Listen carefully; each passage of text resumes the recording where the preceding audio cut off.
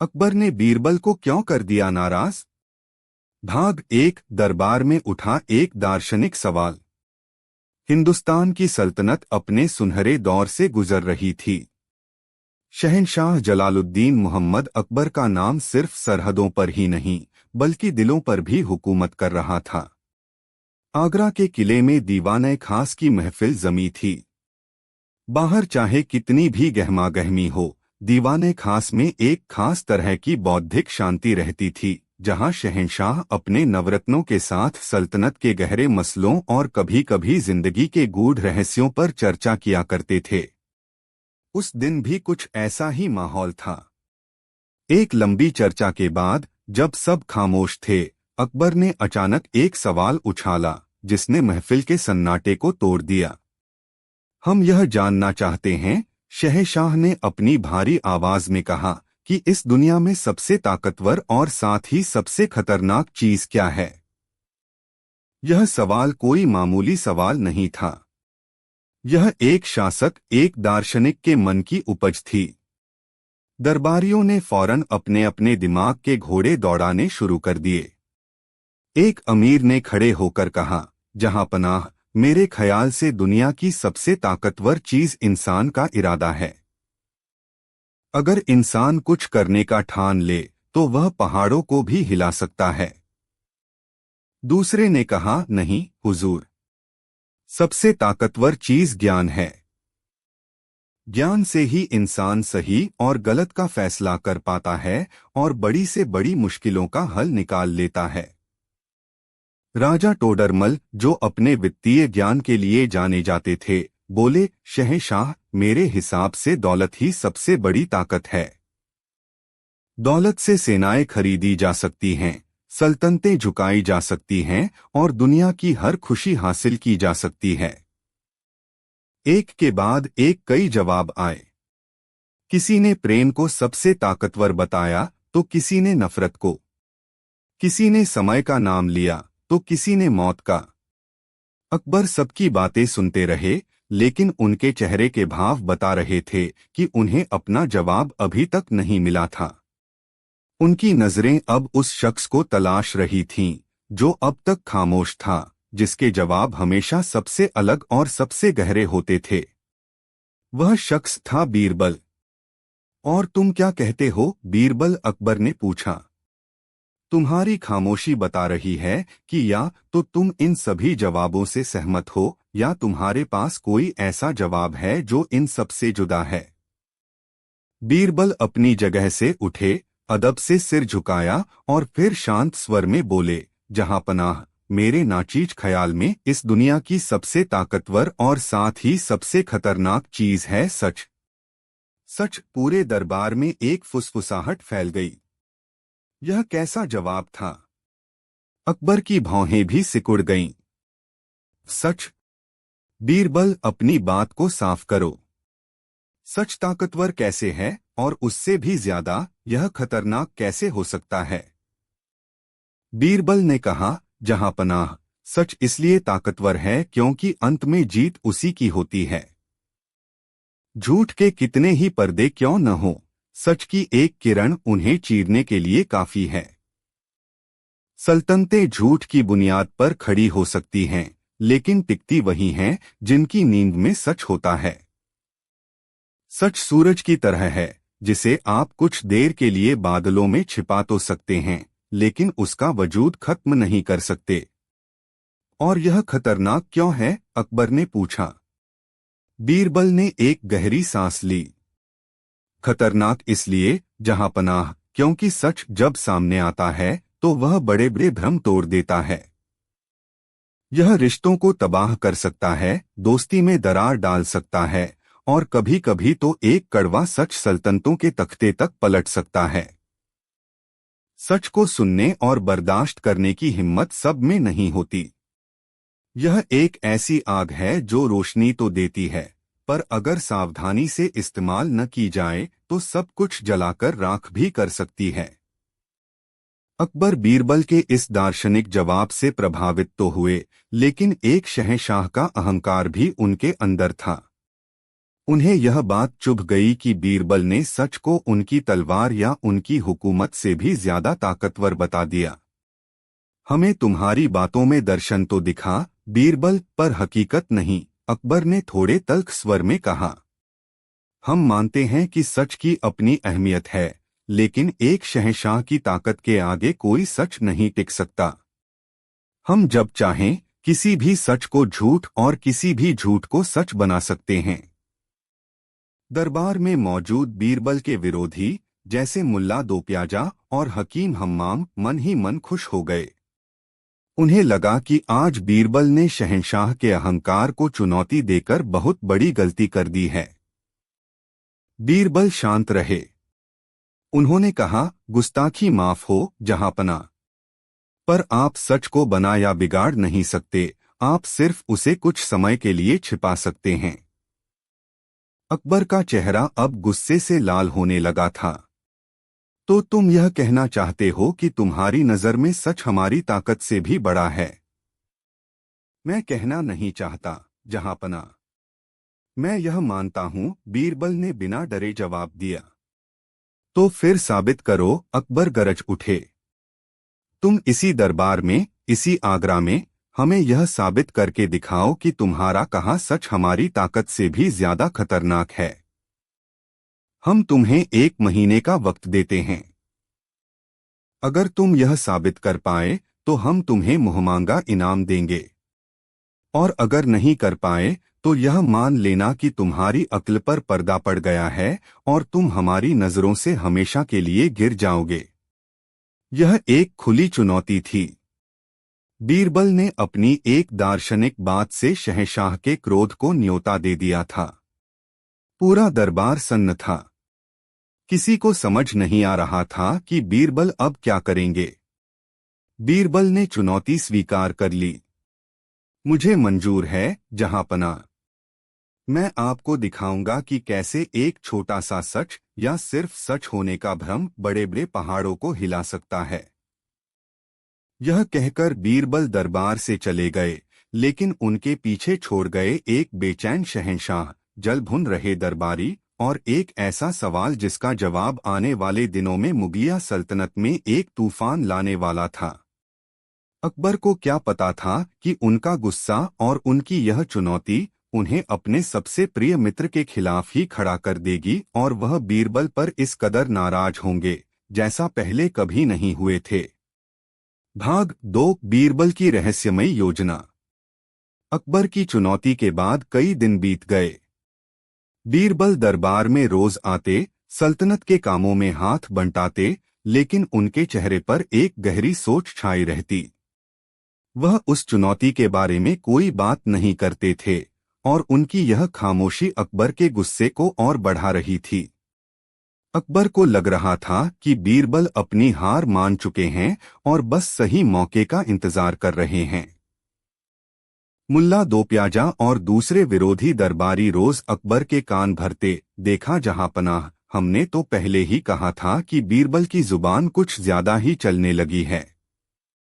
अब देखिए कैसे मुंह छिपाए फिर रहा है। लेकिन बीरबल खामोश नहीं थे। वह एक बहुत ही खतरनाक और नाजुक योजना पर काम कर रहे थे। वह जानते थे कि शहंशाह को सच की ताकत दिखाने के लिए उन्हें कोई ऐसा सच सामने लाना होगा जो सीधे सीधे शहंशाह के दिल और उनके गुरूर पर चोट करे। कोई मामूली सच उन्हें हिला नहीं सकता था। बीरबल ने अपनी योजना के लिए एक किरदार चुना। यह किरदार थे आगरा के एक बहुत पुराने और भूले बिसरे चित्रकार उस्ताद रहमान। रहमान कभी शाही खानदान के पसंदीदा चित्रकार हुआ करते थे, लेकिन अब बूढ़े हो चुके थे और गुमनामी की जिंदगी जी रहे थे। वह उन कुछ गिने चुने लोगों में से थे जिन्होंने अकबर के पिता हुमायूं का दौर भी देखा था। एक रात बीरबल भेष बदलकर उस्ताद रहमान के घर पहुंचे। उस्ताद रहमान इतने बड़े दरबारी को अपने गरीब खाने में देखकर हैरान रह गए। आप यहाँ? मंत्री जी, मुझसे कोई खता हो गई क्या? बूढ़े चित्रकार ने कांपते हुए पूछा। बीरबल ने उन्हें बैठाया और कहा, नहीं उस्ताद, कोई खता नहीं हुई। हमें आपसे एक बहुत जरूरी काम है जो सिर्फ आप ही कर सकते हैं। यह काम सल्तनत के लिए बहुत अहम है। बीरबल ने उन्हें बताया कि शहंशाह अकबर अपनी जीवनी लिखवा रहे हैं और उन्हें अपने बचपन की कुछ घटनाओं की पुष्टि करनी है। उस्ताद, आप हुमायूं बादशाह के दौर में भी थे। हम चाहते हैं कि आप एक चित्र बनाएं। एक ऐसा चित्र जिसमें शहंशाह हुमायूं अपने नन्हे शहजादे जलालुद्दीन को गोद में लिए हुए हैं। यह सुनकर उस्ताद रहमान की आंखों में चमक आ गई। यह तो मेरे लिए खुशनसीबी की बात होगी मंत्री जी। मैं जरूर बनाऊंगा। लेकिन एक शर्त है, बीरबल ने रहस्यमयी ढंग से कहा। इस चित्र के बारे में और हमारी इस मुलाकात के बारे में किसी को कानो कान खबर नहीं होनी चाहिए। यह एक गुप्त काम है। उस्ताद ने वादा कर लिया। फिर बीरबल ने अपनी योजना का अगला और सबसे खतरनाक पासा फेंका। और हाँ उस्ताद, बीरबल ने जाते जाते कहा, चित्र बनाते समय इस बात का खास ख्याल रखिएगा कि नन्हे शहजादे के दाहिने पैर के अंगूठे के पास एक छोटा सा जन्मजात तिल जरूर दिखाइएगा। उस्ताद रहमान चौंक गए। तिल? लेकिन मंत्री जी, मैंने तो शहजादे को कई बार देखा था, उनके पैर में तो कोई तिल नहीं था। बीरबल ने उस्ताद के कंधे पर हाथ रखा और फुसफुसाते हुए कहा, उस्ताद, कभी कभी जो नहीं होता उसे भी दिखाना पड़ता है। शहंशाह की यही ख्वाहिश है। वह अपनी मां से सुनी इस बात को चित्र में देखना चाहते हैं। आप बस मेरे कहे अनुसार चित्र बना दीजिए। इनाम इतना मिलेगा कि आपकी बाकी की जिंदगी आराम से कट जाएगी। लालच और मंत्री के हुक्म के आगे बूढ़ा चित्रकार मजबूर हो गया। उसने सिर झुकाकर हामी भर दी। बीरबल वहां से चले आए। उन्होंने जानबूझकर एक ऐसा झूठ चुना था जिसे सच की तरह पेश किया जा सकता था। एक ऐसा सच जो अकबर के जन्म और उनकी पहचान से जुड़ा था। अब उन्हें बस इस चिंगारी के आग बनने का इंतजार करना था। बीरबल के विरोधी जो उनकी जासूसी कर रहे थे, उन्होंने बीरबल को उस बूढ़े चित्रकार के घर जाते देख लिया था। उन्होंने तुरंत उस्ताद रहमान को डरा धमकाकर सच उगलवा लिया। लेकिन उन्होंने कहानी को अपनी तरफ से तोड़मरोड़ दिया। अगले ही दिन मुल्ला दो प्याजा और उनके साथी अकबर के पास पहुंचे।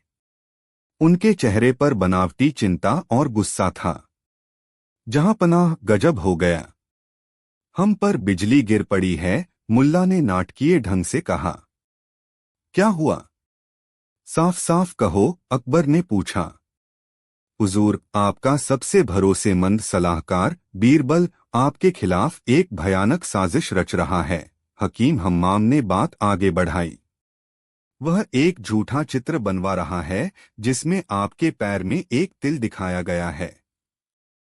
वह यह अफवाह फैलाना चाहता है कि आप हुमायूं बादशाह के असली बेटे नहीं हैं, बल्कि आपको जन्म के समय किसी और बच्चे से बदल दिया गया था और आपकी असली पहचान एक राजपूत परिवार से है जिनके बच्चों के पैर में ऐसा ही तिल होता है। यह सुनते ही अकबर के पैरों तले से जमीन खिसक गई। एक पल के लिए उन्हें यकीन नहीं हुआ, लेकिन फिर उन्हें बीरबल की चुनौती याद आई।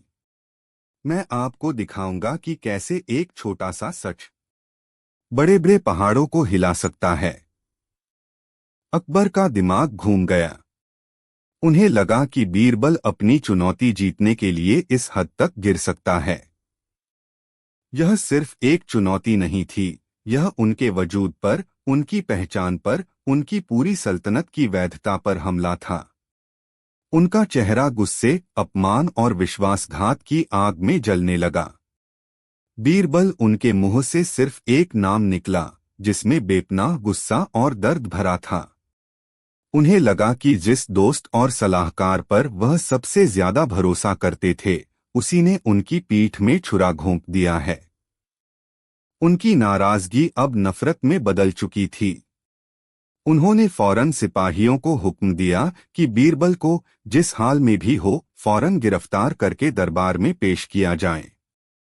मुगलिया सल्तनत का सबसे बुद्धिमान व्यक्ति आज अपनी ही बुद्धि के जाल में फंसकर शहंशाह का सबसे बड़ा गुनहगार बन चुका था।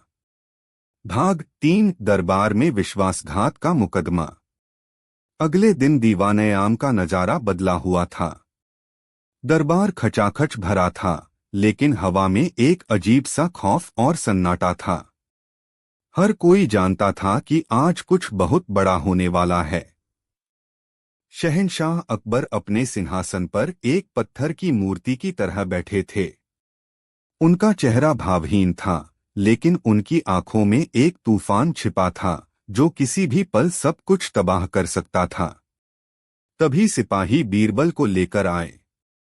बीरबल के हाथों में हथकड़ियां नहीं थीं, लेकिन 2 सिपाहियों का उनके साथ चलना ही अपने आप में एक बहुत बड़ा अपमान था।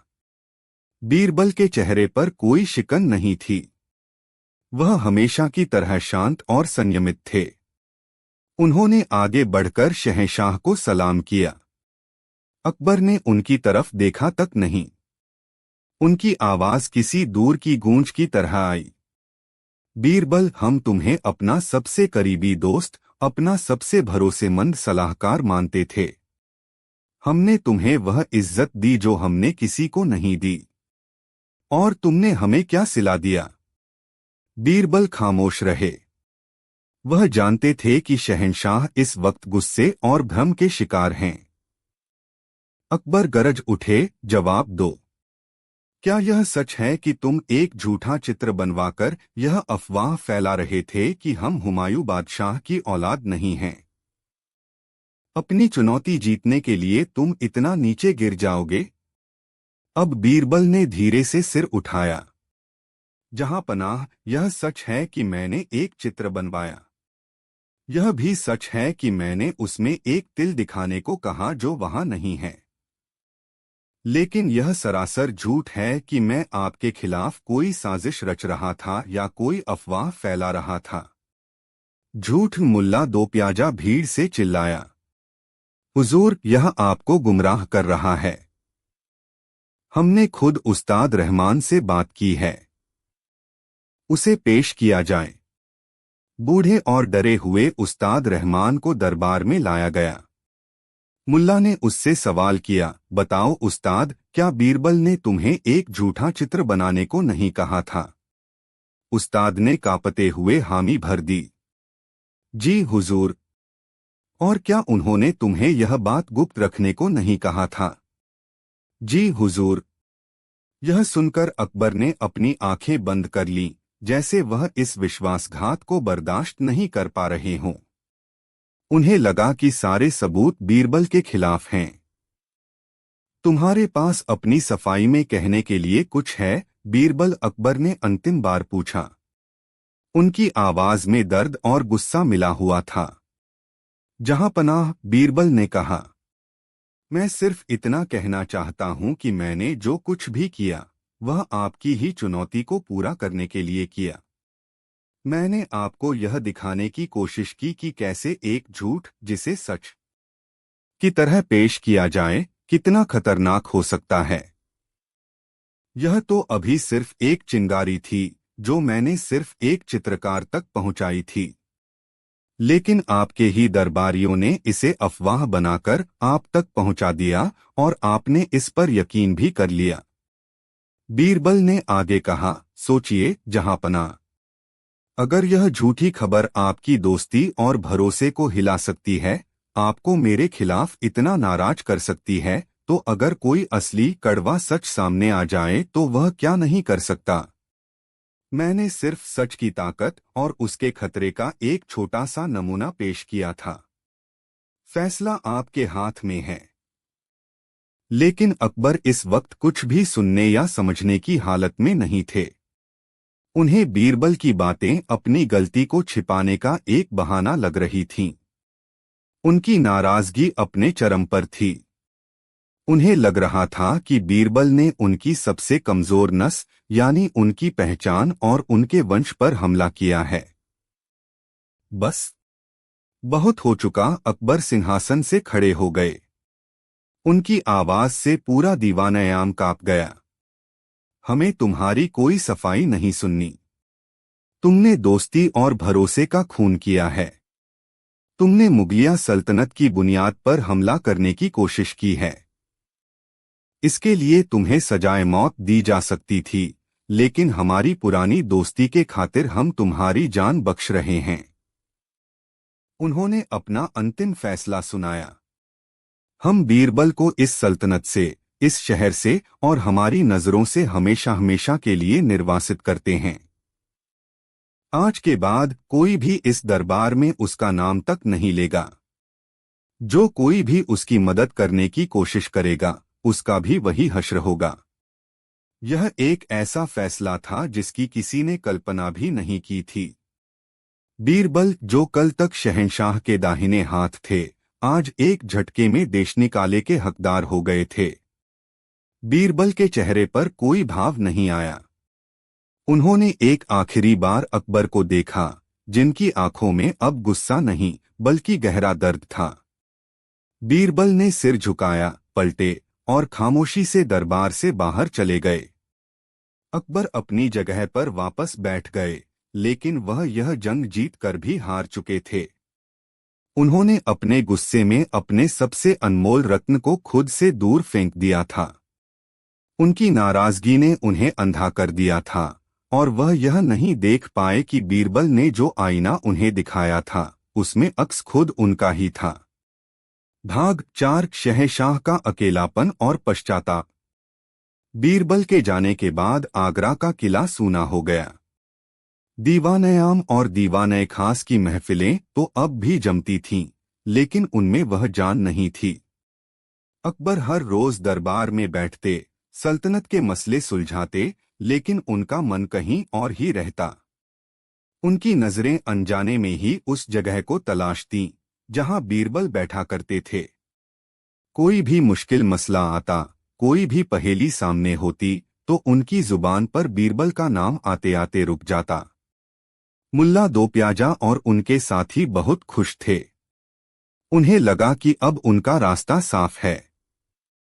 वे हर मौके पर शहंशाह को खुश करने की कोशिश करते, उनकी हाँ में हाँ मिलाते। लेकिन वे बीरबल की जगह नहीं ले सकते थे। बीरबल सिर्फ एक सलाहकार नहीं थे, वह एक दोस्त थे जो शहंशाह को आईना दिखाने की हिम्मत रखते थे।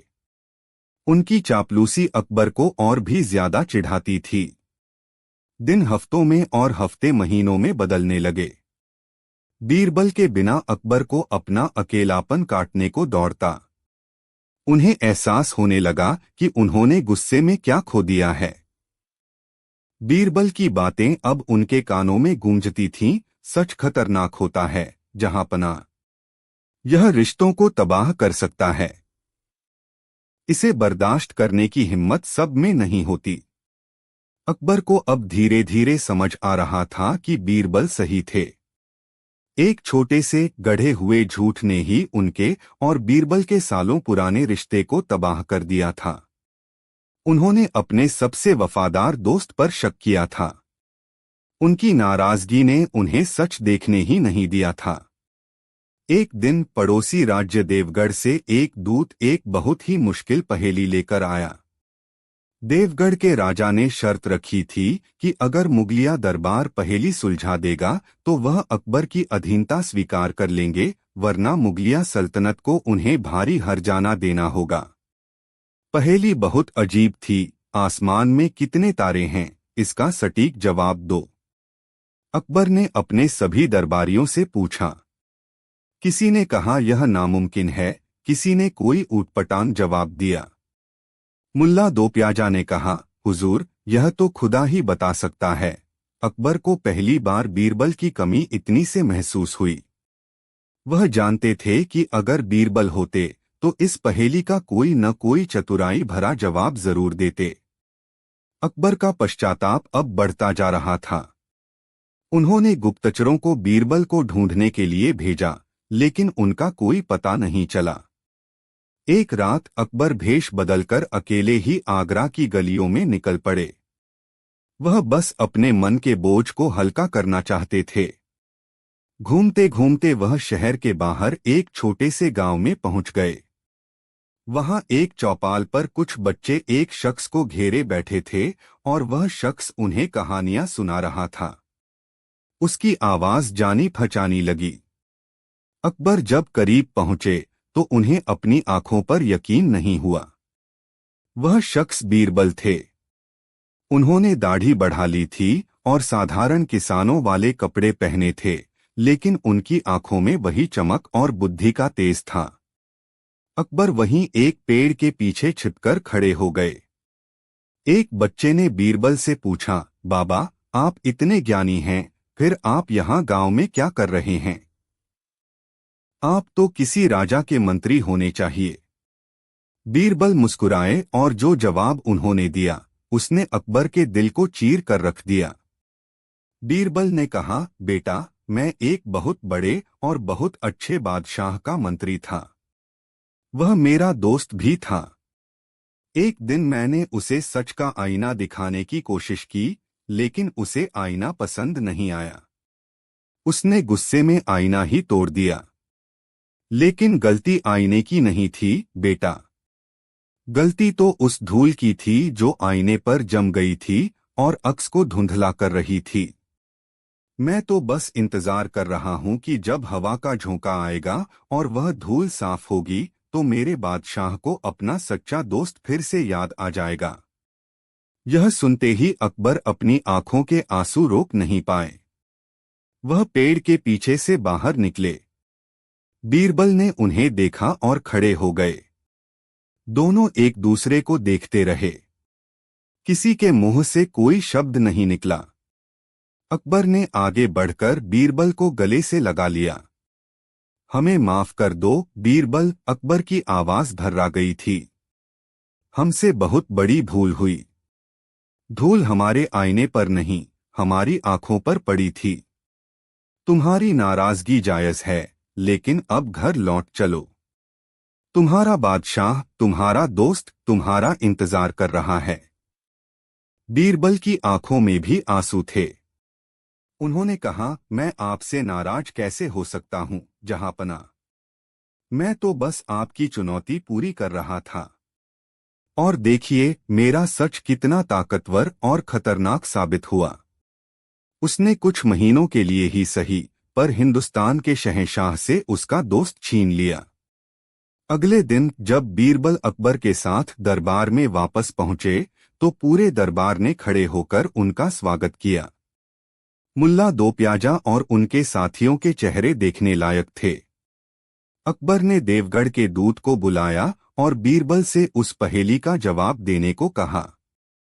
बीरबल ने एक भेड़ मंगवाई और कहा, जाकर अपने महाराज से कहना कि आसमान में उतने ही तारे हैं जितने इस भेड़ के शरीर पर बाल हैं। अगर उन्हें यकीन न हो तो वे खुद गिन सकते हैं। यह जवाब सुनकर पूरा दरबार हंस पड़ा और देवगढ़ का दूत निरुत्तर हो गया। उस दिन अकबर ने भरे दरबार में ऐलान किया, आज हम यह मानते हैं कि बीरबल सही थे।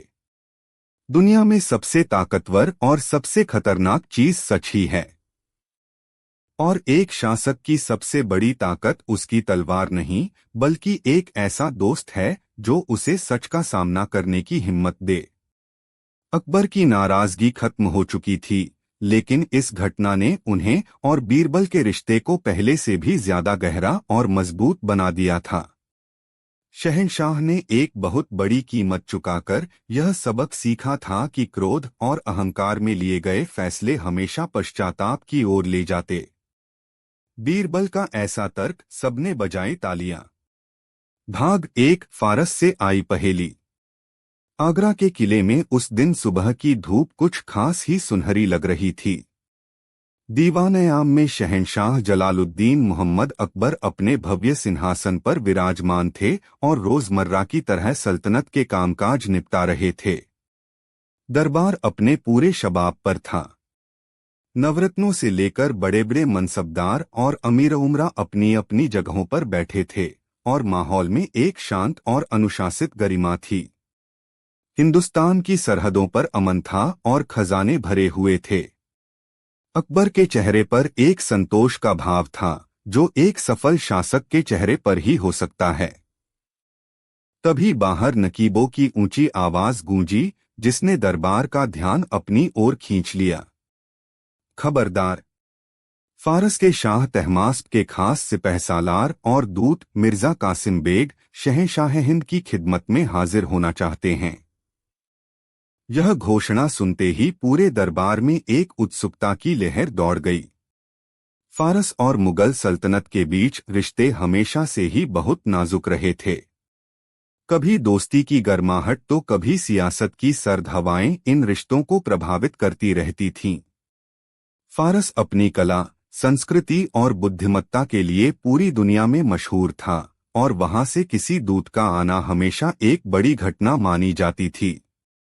अकबर ने इजाजत दी और कुछ ही पलों में मिर्जा कासिम बेग अपने पूरे लावलश्कर के साथ दीवान-ए-आम में दाखिल हुआ। उसका कद ऊंचा, लिबास कीमती और चाल में एक अजीब सा गुरूर था। उसके पीछे उसके सेवक 3 मखमली पर्दों से ढकी हुई चीजें लिए चल रहे थे। मिर्जा ने आगे बढ़कर मुगलिया सल्तनत के दस्तूर के मुताबिक 3 बार झुककर अकबर को सलाम किया, लेकिन उसकी आंखों की चमक बता रही थी कि वह झुकने वालों में से नहीं है। शहंशाह हिंद को फारस के शाह का सलाम पहुंचे। मिर्जा ने बुलंद और साफ आवाज में कहा, हमारे शाह आपकी सलामती और आपकी सल्तनत की तरक्की की दुआ करते हैं। अकबर ने मुस्कुराकर उसका स्वागत किया। मिर्जा कासिम बेग, आपका आगरा में स्वागत है। कहिए, हमारे भाई शाह तहमास्प का क्या पैगाम लाए हैं? मिर्जा ने एक रहस्यमय मुस्कान के साथ कहा, शहंशाह, मेरे शाह ने आपके लिए दोस्ती का पैगाम और साथ ही एक छोटा सा तोहफा भेजा है। लेकिन यह तोहफा एक पहेली में लिपटा हुआ है। हमारे शाह यह जानना चाहते हैं कि क्या हिंदुस्तान की सरजमी पर और खासकर आपके दरबार में कोई ऐसा बुद्धिमान है जो इस पहेली को सुलझा सके। यह सुनते ही दरबार में बैठे सभी दरबारियों के कान खड़े हो गए। यह सिर्फ एक पहेली नहीं थी, बल्कि मुगलिया सल्तनत की इज्जत और उसके दरबारियों की अक्ल का सीधा सीधा इम्तिहान था। अकबर का चेहरा गंभीर हो गया। मिर्जा, हम आपकी पहेली सुनने के लिए तैयार हैं, अकबर ने कहा। मिर्जा ने अपने सेवकों को इशारा किया। उन्होंने आगे बढ़कर तीनों चीजों पर से मखमली पर्दा हटा दिया। सामने मेज पर हूबहू एक जैसी दिखने वाली बेहद खूबसूरत 3 गुड़ियां रखी हुई थीं। वे तीनों कदकाठी, रंगरूप, पहनावे और बनावट में इस कदर एक जैसी थीं कि उनमें फर्क कर पाना नामुमकिन लग रहा था। पूरा दरबार उन गुड़ियों की खूबसूरती को देखकर दंग रह गया। उन्हें बेहतरीन कारीगरी से बनाया गया था और उनके चेहरे के भाव भी लगभग एक जैसे थे। मिर्जा कासिम बेग ने अपनी बात आगे बढ़ाई। जहां पनाह, ये तीनों गुड़ियां देखने में एक जैसी हैं, लेकिन असल में ये एक जैसी नहीं हैं। इनमें से एक उत्तम यानी सबसे अच्छी है, एक मध्यम यानी ठीक-ठाक है और एक अधम यानी सबसे बुरी है। आपकी चुनौती यह है कि आपको बिना इन्हें तोड़े या नुकसान पहुंचाए यह पता लगाना है कि कौन सी गुड़िया उत्तम है, कौन सी मध्यम और कौन सी अधम। और सिर्फ पता ही नहीं लगाना है, बल्कि अपने तर्क से यह साबित भी करना है कि आपका फैसला सही क्यों है। यह कहकर मिर्जा चुप हो गया और उसकी नजरें अकबर और उनके दरबारियों पर जम गईं, जैसे वह उनकी खामोशी का मजाक उड़ा रहा हो। अकबर ने चुनौती स्वीकार कर ली। यह अब सिर्फ एक पहेली नहीं, बल्कि उनकी और उनके दरबार की आन-बान शान का सवाल था। उन्होंने कहा, मिर्जा, हमें आपकी चुनौती मंजूर है। हमें 7 दिन का वक्त दीजिए। 7 दिन बाद हम आपको बताएंगे कि इन गुड़ियों का राज क्या है। मिर्जा कासिम बेग ने अदब से सिर झुकाया, लेकिन उसकी मुस्कान कह रही थी कि उसे यकीन है कि मुगलिया दरबार इस पहेली को नहीं सुलझा पाएगा। उस दिन दरबार बर्खास्त होने के बाद अकबर ने उन तीनों गुड़ियों को अपने दीवाने खास में रखवा दिया। उन्होंने अपने दरबार के सबसे बुद्धिमान और काबिल लोगों को एक एक करके बुलाया। जौहरियों ने गुड़ियों पर लगे नगों और सोने की जांच की, लेकिन सब कुछ एक जैसा था। मूर्तिकारों और कारीगरों ने उनकी बनावट को घंटों परखा, लेकिन उन्हें कारीगरी में कोई फर्क नजर नहीं आया। तानसेन ने उनके सामने संगीत छेड़ा कि शायद उन पर कोई असर हो, लेकिन वे बेजान गुड़िया जस की तस रहीं। राजा टोडरमल ने उन्हें तोला, लेकिन तीनों का वजन बिल्कुल बराबर था। दिन बीतते गए। दरबार में एक अजीब सी बेचैनी फैलने लगी। हर कोई उस पहेली को सुलझाने की कोशिश कर रहा था, लेकिन नाकामयाबी के सिवा कुछ हाथ नहीं लग रहा था। अकबर की चिंता बढ़ने लगी। अगर वे यह पहेली नहीं सुलझा पाए तो फारस में उनकी और उनकी सल्तनत की बहुत बदनामी होगी। 6 दिन बीत चुके थे और 7वां दिन सिर पर था। अकबर की नींद उड़ चुकी थी। वह रात में अपने बाग में टहल रहे थे, जब उन्हें अचानक ख्याल आया। इस पूरे मामले में एक शख्स था जो अब तक खामोश था, जो दरबार की इस गहमागहमी से दूर था। और वह शख्स था बीरबल। अकबर ने सोचा, हर मुश्किल में बीरबल ही मेरे काम आता है। इस उलझन को भी वही सुलझा सकता है। कहाँ है वह? उन्होंने फौरन सिपाहियों को बीरबल को पेश करने का हुक्म दिया। भाग 2 बीरबल की बारी और खामोश जांच। सिपाही दौड़ते हुए बीरबल के घर पहुंचे। बीरबल अपने आंगन में बैठे बच्चों को कहानियां सुना रहे थे। जब उन्हें पता चला कि शहंशाह ने फौरन याद किया है, तो वह समझ गए कि मामला गंभीर है। वह तुरंत शहंशाह की खिदमत में हाजिर हुए। दीवाने खास में अकबर अकेले और बहुत चिंतित बैठे थे। उनके सामने मेज पर वे तीनों रहस्यमयी गुड़ियां रखी थीं। बीरबल को देखते ही अकबर की जान में जान आई। आओ बीरबल, हम बहुत बड़ी दुविधा में हैं, अकबर ने कहा और उन्हें पूरी कहानी सुनाई। कैसे फारस के दूत ने चुनौती दी है और कैसे उनके सारे काबिल दरबारी उस पहेली को सुलझाने में नाकाम रहे हैं। बीरबल ने पूरी बात बहुत ध्यान से सुनी। उनकी नजरें उन तीनों गुड़ियों पर टिकी थीं। उनके चेहरे पर न तो कोई चिंता थी और न ही कोई घबराहट, बस एक गहरी अवलोकन की शांति थी। बीरबल, कल सुबह हमें मिर्जा कासिम को जवाब देना है। हमारी सल्तनत की इज्जत दांव पर लगी है। हमें बताओ, क्या तुम इस राज को खोल सकते हो? अकबर ने उम्मीद भरी नजरों से पूछा। बीरबल ने गुड़ियों को देखते हुए अदब से कहा, जहांपनाह, कोशिश करना मेरा फर्ज है। नतीजा तो खुदा के हाथ में है। क्या मैं इन गुड़ियों की जांच अकेले में कर सकता हूं? मुझे बस एक शांत कमरा और एक बहुत ही पतला और लचीला तार चाहिए होगा। अकबर हैरान हुए। तार? तुम तार का क्या करोगे? बीरबल ने मुस्कुराते हुए कहा, जहांपनाह, कभी कभी बड़े बड़े राज बहुत मामूली चीजों से खुल जाते हैं। आप बस मुझ पर भरोसा रखें। अकबर बीरबल की बुद्धिमानी पर पूरा भरोसा करते थे। उन्होंने फौरन एक कमरे का इंतजाम करने और बीरबल को एक बारीक तार मुहैया कराने का हुक्म दिया। बीरबल उन तीनों गुड़ियों को लेकर उस शांत कमरे में चले गए। कमरा अंदर से बंद कर लिया गया। बाहर अकबर और कुछ खास दरबारी बेसब्री से इंतजार करने लगे। हर गुजरता पल उन्हें 1 घंटे जैसा लग रहा था। उन्हें समझ नहीं आ रहा था कि बीरबल आखिर एक तार से ऐसा क्या करने वाले हैं जो बड़े बड़े ज्ञानी और कारीगर नहीं कर पाए। कमरे के अंदर बीरबल ने सबसे पहले पहली गुड़िया को अपने हाथ में उठाया। उन्होंने उसे बहुत गौर से देखा। अचानक उनकी पारखी नजरों ने कुछ ऐसा देखा जो अब तक किसी ने नहीं देखा था। गुड़िया के कान में एक बहुत ही छोटा, लगभग अदृश्य छेद था। बीरबल मुस्कुराए। उन्हें पहेली की पहली कड़ी मिल गई थी। उन्होंने वह पतला और लचीला तार लिया और बहुत सावधानी से उस छेद में डालना शुरू किया। तार आसानी से अंदर चला गया। बीरबल उसे धीरे धीरे आगे बढ़ाते रहे। कुछ पल बाद वह यह देखकर हैरान हुए कि तार गुड़िया के दूसरे कान से बाहर निकल आया। बीरबल ने उस गुड़िया को नीचे रख दिया और मन में कुछ सोचा। फिर उन्होंने दूसरी गुड़िया उठाई। उन्होंने उसके भी कान की जांच की और वहां भी उन्हें वैसा ही एक छोटा सा छेद मिला। उन्होंने फिर से तार लिया और उसे उस छेद में डाला। तार अंदर गया, लेकिन इस बार वह दूसरे कान से बाहर नहीं निकला। बीरबल ने तार को थोड़ा और हिलाया डुलाया और अचानक तार गुड़िया के होठों के बीच बने एक महीन छेद से बाहर आ गया।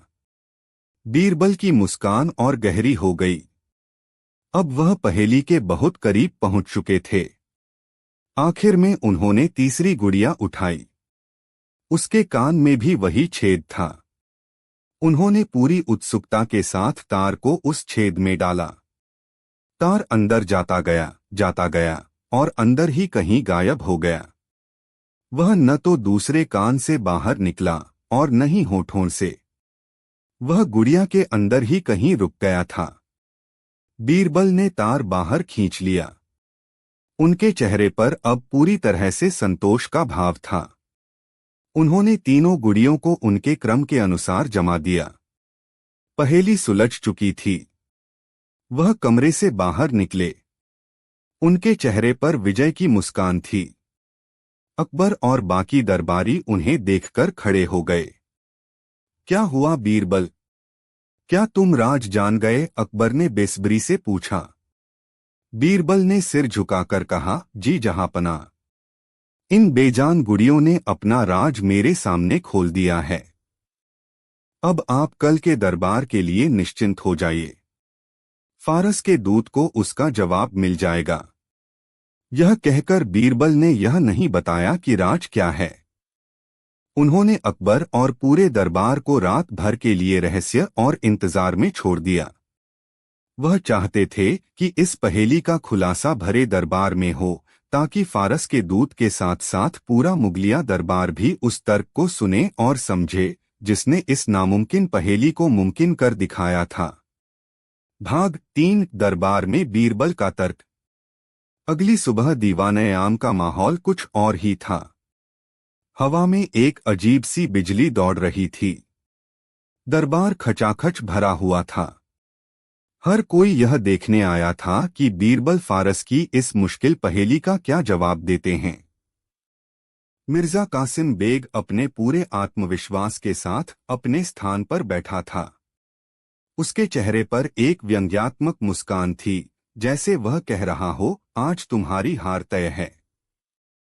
शहंशाह अकबर अपने सिंहासन पर विराजे, लेकिन उनकी नजरें बार बार बीरबल को ढूंढ रही थीं, जो दरबारियों के बीच शांत भाव से खड़े थे।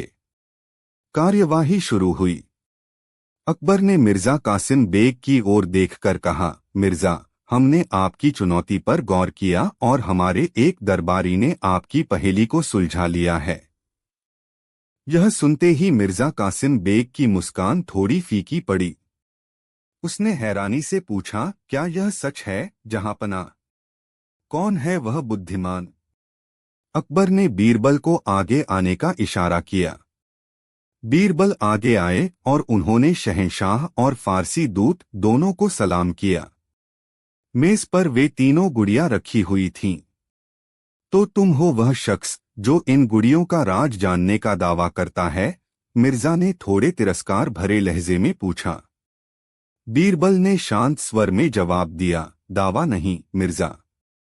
मैंने बस इन खामोश गुड़ियों की जुबान को समझने की कोशिश की है। तो फिर बताओ, मिर्जा ने कहा, इनमें से कौन सी उत्तम है, कौन सी मध्यम और कौन सी अधम?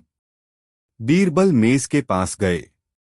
उन्होंने पहली गुड़िया उठाई और कहा, यह है सबसे अधम यानी सबसे बुरी गुड़िया।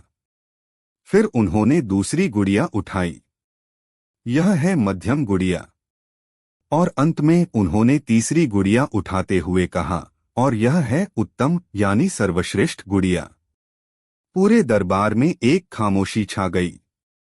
मिर्जा कासिम बेग ने व्यंग्यात्मक ढंग से हंसते हुए कहा, यह तो कोई भी कह सकता है।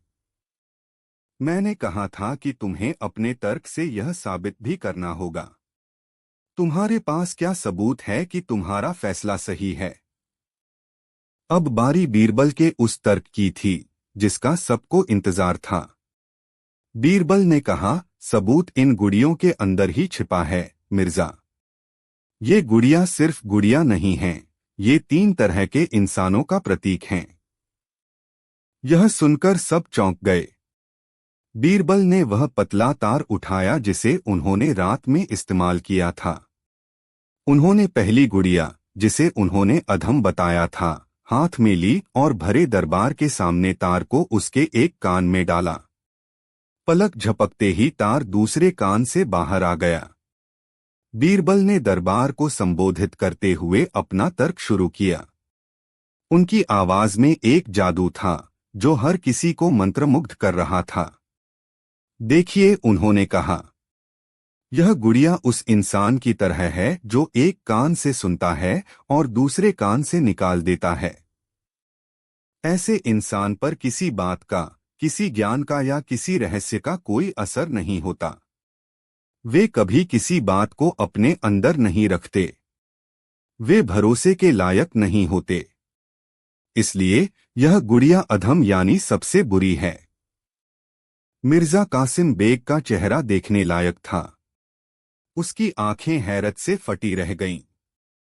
बीरबल ने अब दूसरी गुड़िया, जिसे उन्होंने मध्यम बताया था, उठाई। उन्होंने तार को उसके एक कान में डाला। कुछ ही पलों में तार गुड़िया के मुंह से बाहर आ गया। बीरबल ने अपना तर्क जारी रखा। यह गुड़िया उस इंसान की तरह है जो कोई बात सुनता तो है, लेकिन उसे अपने अंदर रखने की बजाय फौरन दूसरों को बता देता है। ऐसे लोग सुनी सुनाई बातों को बिना सोचे समझे फैलाते रहते हैं। वे राजदार नहीं बन सकते। वे न तो पूरी तरह बुरे हैं और न ही पूरी तरह अच्छे।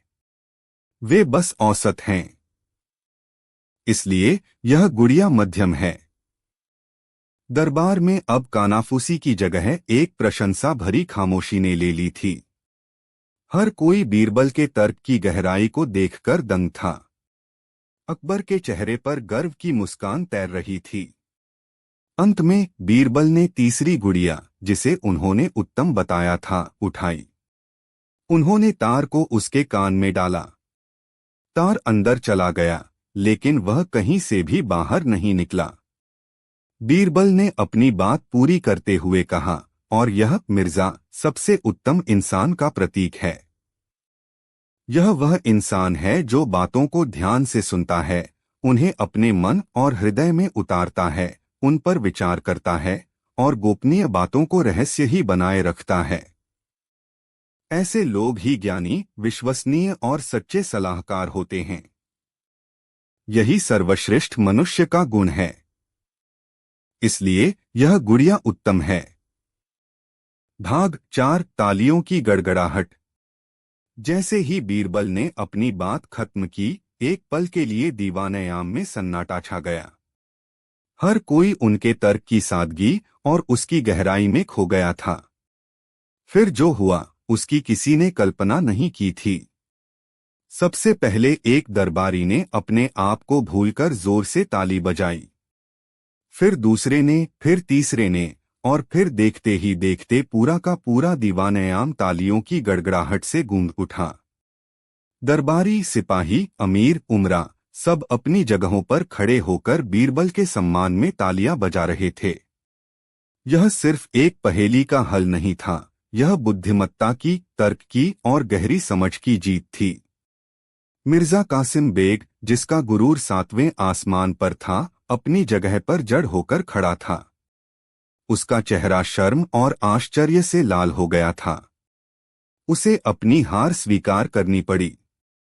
वह अपनी जगह से आगे बढ़ा और बीरबल के सामने आकर उसने अपना सिर झुका दिया।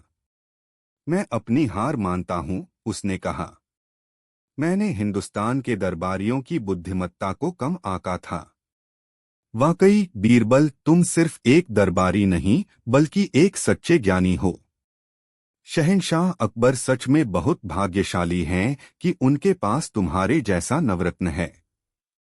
यह सुनकर शहंशाह अकबर का सीना गर्व से चौड़ा हो गया। वह अपने सिंहासन से उतरे, बीरबल के पास आए और उसे गले से लगा लिया। शाबाश बीरबल, शाबाश, अकबर ने कहा।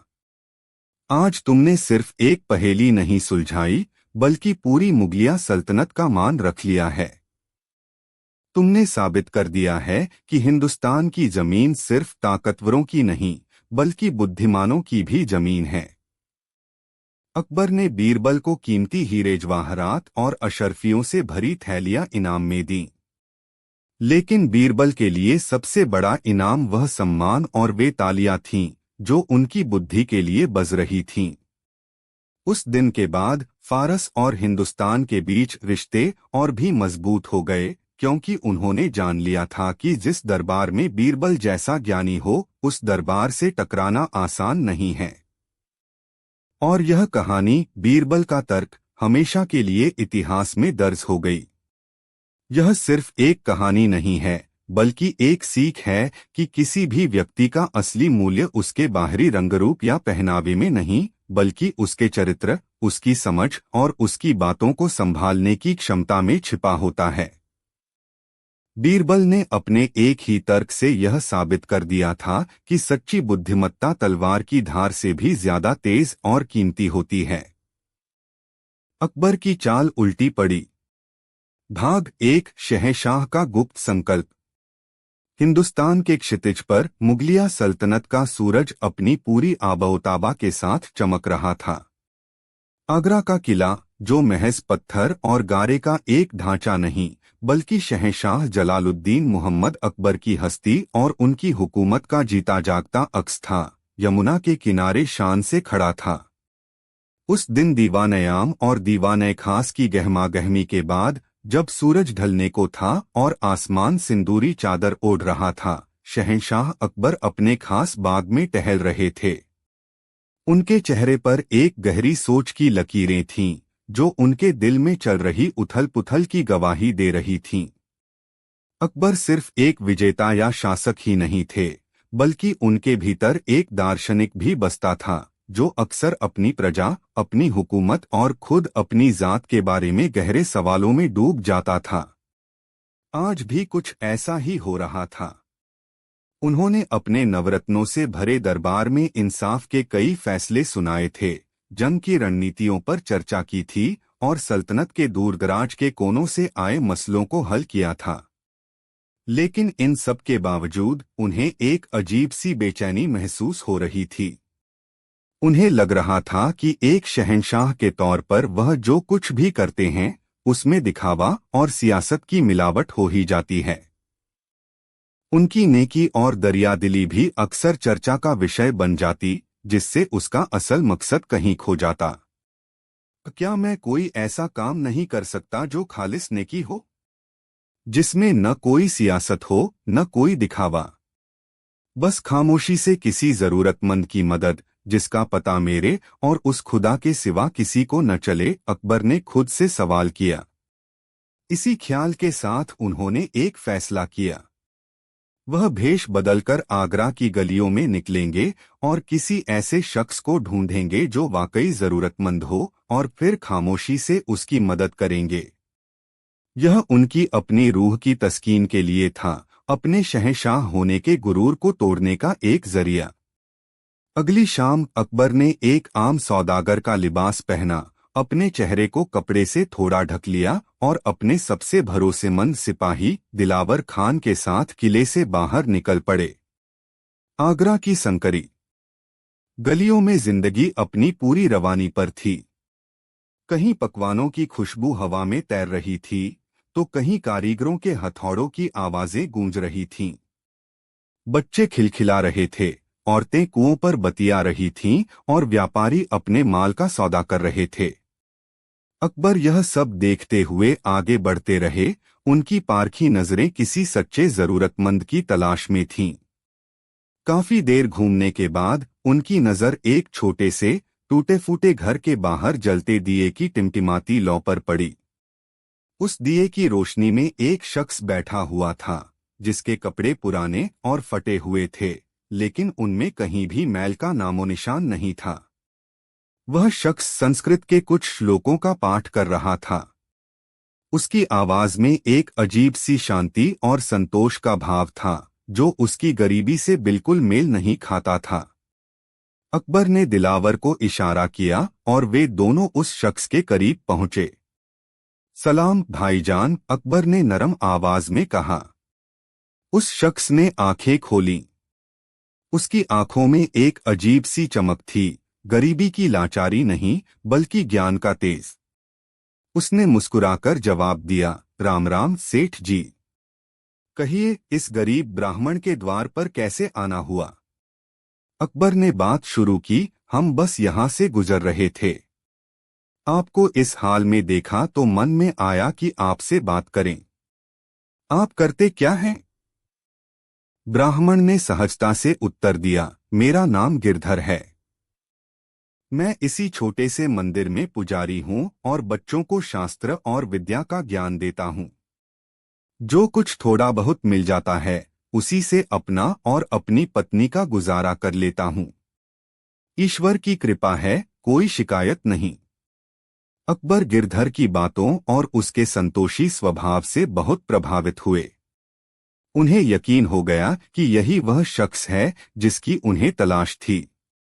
एक ऐसा इंसान जो गरीब है लेकिन खुददार है, जो जरूरतमंद है लेकिन लालची नहीं।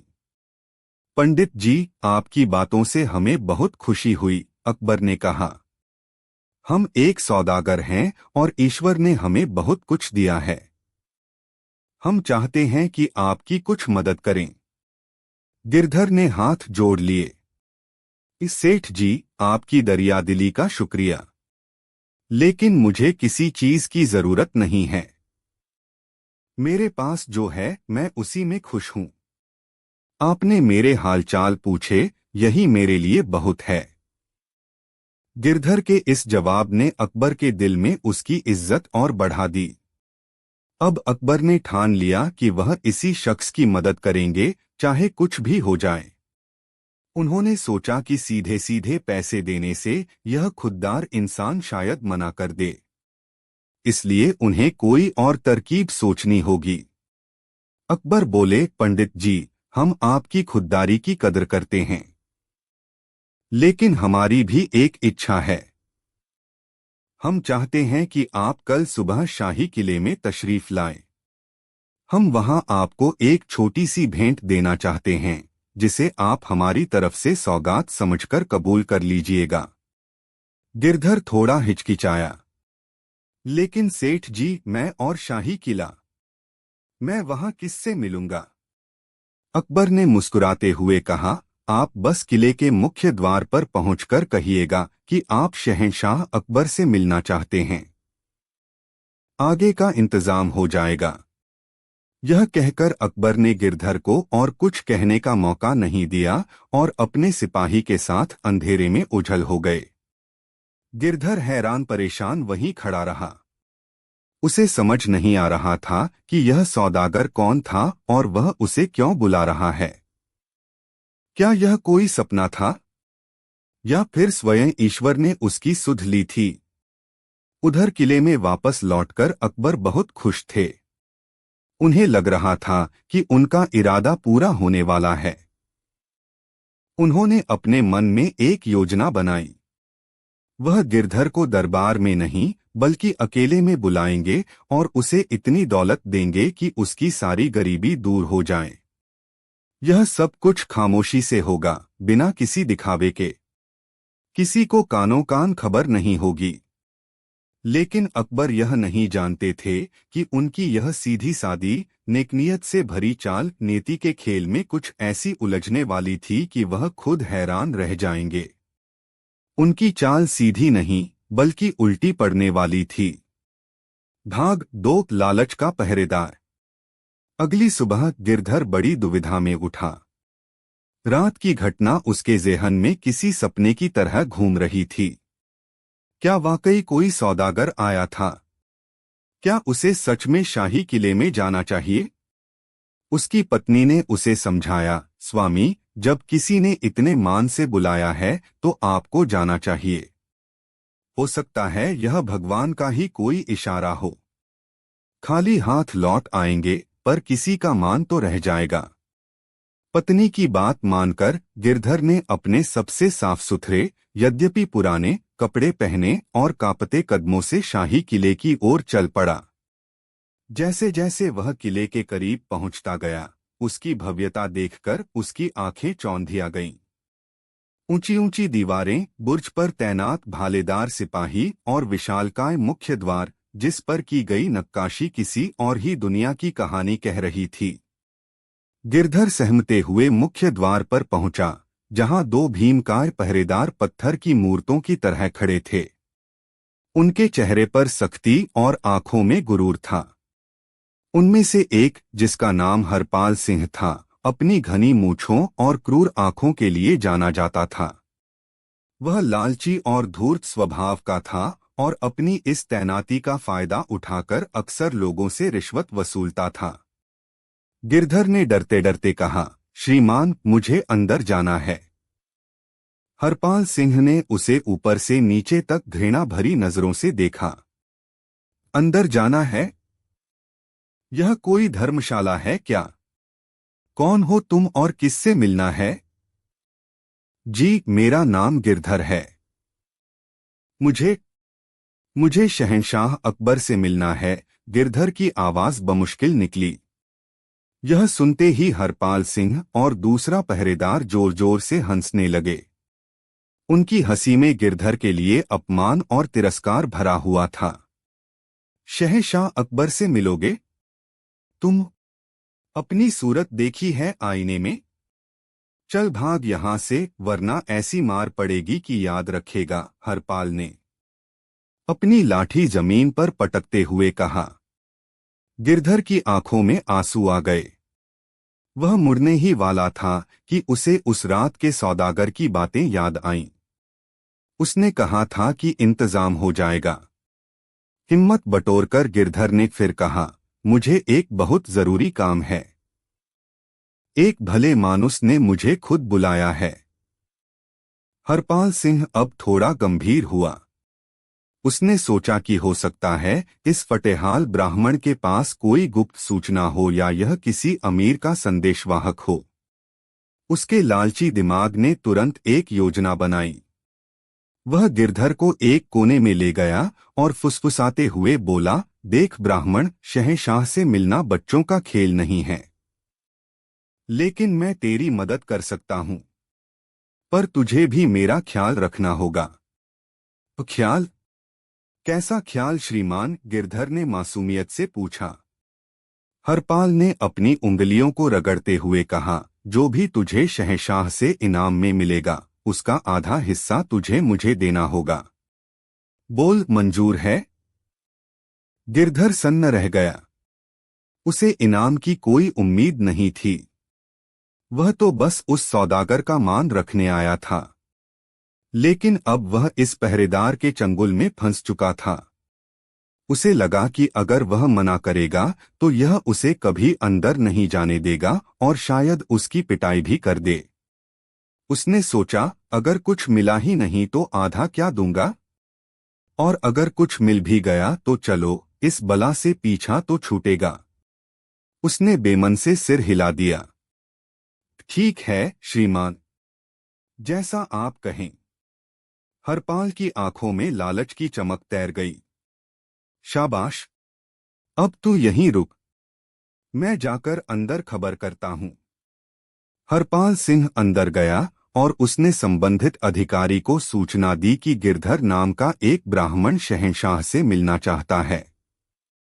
अकबर ने पहले ही इस नाम की इत्तिला कर दी थी, इसलिए गिरधर को तुरंत अंदर बुला लिया गया। जैसे ही गिरधर अंदर जाने लगा, हरपाल ने उसे रोककर फिर याद दिलाया, याद रखना, आधा हिस्सा मेरा है। अगर जुबान से फिरा तो मुझसे बुरा कोई नहीं होगा। गिरधर का पता हुआ अंदर चला गया। उसे दरबार के एक छोटे एकांत कक्ष में ले जाया गया, जहां शहंशाह अकबर एक सादे लिबास में उसका इंतजार कर रहे थे। अकबर को देखकर गिरधर चौंक गया। यह तो वही रात वाला सौदागर था। उसे समझते देर न लगी कि उसकी मुलाकात किसी आम सौदागर से नहीं, बल्कि खुद हिंदुस्तान के शहंशाह से हुई थी। वह तुरंत उनके कदमों में गिर पड़ा। शहंशाह, मेरी गुस्ताखी माफ करें, मैं आपको पहचान न सका। गिरधर की आवाज में भय और आश्चर्य मिला हुआ था। अकबर ने उसे उठाकर गले से लगा लिया। उठो पंडित गिरधर, तुमने कोई गुस्ताखी नहीं की। हमने ही अपनी पहचान छुपाई थी। हम तुम्हारी खुददारी और तुम्हारे संतोषी स्वभाव से बहुत प्रभावित हुए। हम तुम्हारी कुछ मदद करना चाहते हैं। अकबर ने सिपाहियों को इशारा किया और सोने की मोहरों से भरी एक थैली गिरधर के सामने रख दी। यह हमारी तरफ से एक छोटी सी भेंट है। इसे स्वीकार करो और अपनी गरीबी को दूर करो। सोने की मोहरें देखकर गिरधर की आंखें फटी रह गईं। उसने जीवन में इतनी दौलत एक साथ कभी नहीं देखी थी। लेकिन अगले ही पल उसके चेहरे पर खुशी की जगह चिंता और भय ने ले ली। उसे पहरेदार हरपाल सिंह के साथ हुआ अपना सौदा याद आ गया। अगर वह यह थैली ले जाता है तो इसका आधा हिस्सा उस लालची पहरेदार को देना पड़ेगा। यह तो सरासर अन्याय होगा। यह दौलत शहंशाह ने उसे दी है, उस बेईमान पहरेदार को नहीं। गिरधर के चेहरे का रंग उड़ता देख अकबर को हैरानी हुई। क्या हुआ पंडित जी, आप खुश नहीं हैं? गिरधर की समझ में नहीं आ रहा था कि वह क्या करे। अगर वह शहंशाह को सच बताता है तो पहरेदार की नौकरी चली जाएगी और उसके बीवी बच्चों का क्या होगा।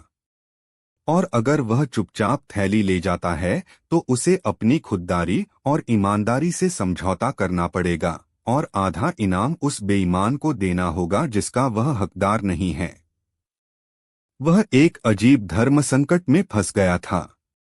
उसे चुप देखकर अकबर ने फिर पूछा, पंडित जी, निःसंकोच कहिए, क्या बात है? क्या यह भेंट आपको कम लग रही है?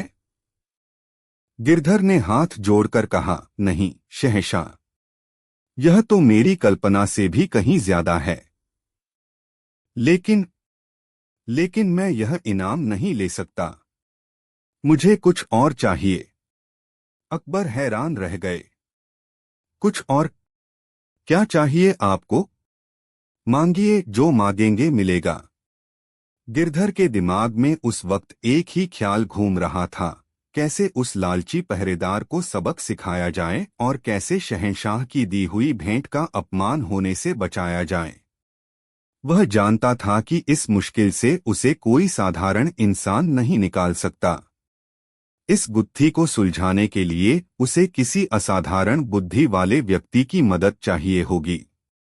और उस वक्त आगरा में बीरबल से ज्यादा असाधारण बुद्धि वाला कोई नहीं था। गिरधर ने कांपते हुए कहा, शहंशाह, आप मुझे यह सोने की मोहरें न दें। अगर आप मुझे कुछ देना ही चाहते हैं तो मुझे 100 कोड़ों की सजा इनाम में दीजिए। यह सुनते ही अकबर के पैरों तले से जमीन खिसक गई। वह अविश्वास से गिरधर को देखने लगे। जिस शख्स की गरीबी दूर करने के लिए उन्होंने इतना सब कुछ किया, वह इनाम में दौलत नहीं बल्कि 100 कोड़े मांग रहा था। अकबर को लगा कि या तो यह ब्राह्मण पागल हो गया है या फिर वह उनका अपमान कर रहा है। उनकी नेकी की चाल उनकी समझ से परे एक अजीब मोड़ ले चुकी थी। उन्हें क्या पता था कि यह तो बस शुरुआत थी। उनकी सीधी सी चाल अब बीरबल के दिमाग से होकर गुजरने वाली थी और जब वह पूरी होगी तो वाकई उल्टी पड़ चुकी होगी। भाग 3, बीरबल की शरण। अकबर का कक्ष सन्नाटे में डूब गया। 100 कोड़े शहंशाह के मुंह से बस इतना ही निकल सका। उनकी भवें चढ़ गईं और चेहरा गुस्से से तमतमा गया। पंडित, क्या तुम होश में हो? तुम हिंदुस्तान के शहंशाह से मजाक कर रहे हो? हमने तुम्हें इनाम देना चाहा और तुम सजा मांग रहे हो। गिरधर भय से कांप रहा था, लेकिन वह अपने इरादे पर अटल था। उसने हाथ जोड़कर कहा, गुस्ताखी माफ हो जहांपना। मैं न तो पागल हूं और न ही आपका अपमान कर रहा हूं। मेरे लिए इस वक्त यही सबसे बड़ा इनाम है। कृपा करके मेरी यह इच्छा पूरी कीजिए। अकबर कुछ समझ नहीं पा रहे थे। उन्होंने अपनी जिंदगी में बहुत से अजीब लोग और अजीब मांगे देखी थीं, लेकिन ऐसा कुछ पहले कभी नहीं हुआ था। उन्हें लगा कि इस पहेली को सुलझाना उनके बस की बात नहीं है। जब भी कोई मामला उनकी समझ से बाहर होता, तो एक ही नाम उनके ज़हन में आता था, बीरबल। ठीक है, अकबर ने गहरी सांस लेते हुए कहा। तुम्हारी इस अजीब ख्वाहिश के पीछे का राज हम जरूर जानेंगे, लेकिन इसका फैसला दरबार में होगा। उन्होंने सिपाहियों को आदेश दिया, इस ब्राह्मण को ले जाकर आरामगाह में ठहराओ और दीवाने खास में बीरबल को तुरंत हाजिर करो। गिरधर को सिपाही ले गए। वह डरा हुआ था, लेकिन उसे एक उम्मीद भी थी कि बीरबल उसकी मदद जरूर करेंगे। कुछ ही देर में अपनी खास तुर्रा लगी पगड़ी और हमेशा की तरह चेहरे पर एक रहस्यमयी मुस्कान लिए बीरबल दीवाने खास में हाजिर हुए। उन्होंने झुककर शहंशाह को सलाम किया। आइए, बीरबल, अकबर के स्वर में अभी भी झुंझलाहट थी। हम एक बड़ी उलझन में फंस गए हैं। जहांपनाह की हर उलझन को सुलझाना ही तो मेरा काम है। हुक्म कीजिए, बीरबल ने अदब से कहा। अकबर ने उन्हें पूरी कहानी सुनाई। कैसे वह भेष बदल कर गए, कैसे उन्हें गिरधर मिला और कैसे इनाम के बदले में उसने 100 करोड़ की मांग कर डाली। सारी बात सुनकर बीरबल के चेहरे पर उनकी चिरपरिचित मुस्कान और गहरी हो गई। वह समझ गए थे कि मामला उतना सीधा नहीं है जितना दिख रहा है। बीरबल, हमें तो लगता है कि इस ब्राह्मण का दिमाग फिर गया है, या फिर यह हमारी नेकी का मजाक उड़ा रहा है, अकबर ने कहा। बीरबल ने सिर झुकाकर कहा, जहांपनाह, कभी कभी जो जैसा दिखता है वैसा होता नहीं। हो सकता है इस अजीब मांग के पीछे कोई गहरा राज छिपा हो। क्या मैं इस ब्राह्मण से अकेले में मिल सकता हूं? अकबर ने तुरंत इजाजत दे दी। बीरबल उस कक्ष में पहुंचे जहां गिरधर को ठहराया गया था। गिरधर बीरबल को देखते ही उनके पैरों में गिर पड़ा और रोने लगा। बीरबल ने उसे उठाकर सांत्वना दी। शांत हो जाओ विप्रवर, और हमें पूरी बात विस्तार से बताओ। शहंशाह से कोड़े मांगने की वजह क्या है? डरो मत, हम पर भरोसा रखो।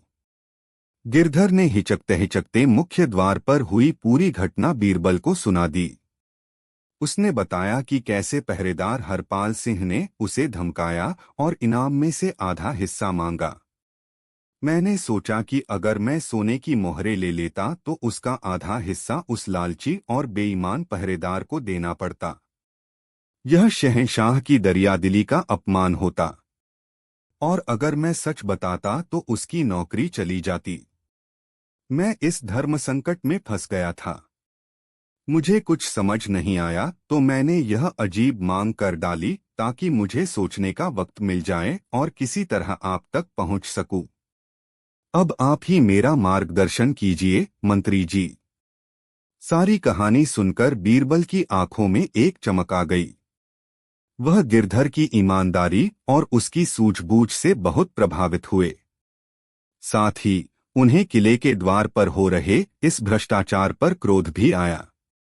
उन्होंने मन ही मन उस लालची पहरेदार को सबक सिखाने की ठान ली। बीरबल ने गिरधर के कंधे पर हाथ रखते हुए कहा, तुमने बहुत अच्छा किया पंडित जी। तुम्हारी ईमानदारी ने तुम्हें बचा लिया। अब जैसा हम कहते हैं वैसा ही करना। डरो बिल्कुल मत। बीरबल ने गिरधर के कान में फुसफुसाकर अपनी योजना बताई। योजना सुनकर पहले तो गिरधर का चेहरा पीला पड़ गया, लेकिन फिर बीरबल के आश्वासन पर उसके चेहरे पर हिम्मत की लकीरें उभर आईं। क्या तुम यह कर पाओगे? बीरबल ने पूछा। गिरधर ने दृढ़ निश्चय के साथ सिर हिलाया। जी मंत्री जी, जब आप साथ हैं तो मुझे कोई डर नहीं। बीरबल मुस्कुराए। ठीक है, अब कल दरबार में इसी मांग पर अड़े रहना, बाकी सब हम पर छोड़ दो। बीरबल वापस अकबर के पास पहुंचे। अकबर बेसब्री से उनका इंतजार कर रहे थे। क्या पता चला बीरबल? क्या है यह माजरा? बीरबल ने सिर झुकाकर कहा, जहां पनाह, ब्राह्मण अपने निश्चय पर अटल है। वह कहता है कि किसी मन्नत के कारण उसे यह सजा चाहिए। मेरे ख्याल से हमें उसकी इच्छा पूरी कर देनी चाहिए। कभी कभी भक्तों की ऐसी अजीब इच्छाओं का भी मान रखना पड़ता है। अकबर को बीरबल की बात पर यकीन नहीं हुआ। बीरबल, तुम भी उसी की भाषा बोल रहे हो? हमें तो दाल में कुछ काला नजर आता है। बीरबल ने रहस्यमय ढंग से मुस्कुराते हुए कहा, जहां पनाह, दाल में कुछ काला जरूर है, लेकिन जब वह दाल पकेगी और सबके सामने परोसी जाएगी तब उसका स्वाद आपको भी पसंद आएगा। आप बस कल के दरबार का इंतजार कीजिए। आपकी सीधी चाल का नतीजा कितना मजेदार निकलता है, यह आप खुद देखेंगे। अकबर बीरबल के इस जवाब से और भी उलझन में पड़ गए, लेकिन वह यह भी जानते थे कि बीरबल की बातों में हमेशा कोई गहरा मतलब छिपा होता है। उन्होंने फैसला किया कि वह कल के दरबार में देखेंगे कि आखिर यह ऊंट किस करवट बैठता है। उन्हें इस बात का बिल्कुल भी अंदाजा नहीं था कि उनकी एक गुप्त नेकी का इरादा अब पूरे दरबार के सामने एक ऐसे तमाशे में बदलने वाला था जिसे आगरा के लोग सालों तक याद रखने वाले थे। भाग 4, दरबार का तमाशा और इंसाफ। अगली सुबह दीवान-ए-आम खचाखच भरा हुआ था। सल्तनत के सभी बड़े अमीर, उमरा, मनसबदार और दरबारी अपनी अपनी जगहों पर बैठे थे। सबके चेहरों पर एक सवालिया निशान था। पूरे किले में यह खबर आग की तरह फैल चुकी थी कि शहंशाह ने एक गरीब ब्राह्मण को इनाम देने के लिए बुलाया और उस ब्राह्मण ने बदले में 100 कोड़ों की सजा मांग ली।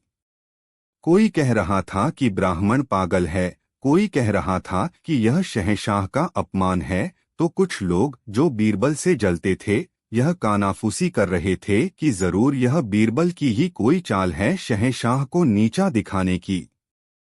मुख्य द्वार का पहरेदार हरपाल सिंह भी दरबारियों के बीच खड़ा था। वह मन ही मन बहुत खुश था।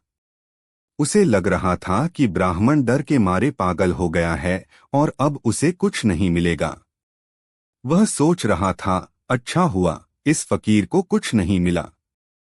न रहेगा बांस न बजेगी बांसुरी।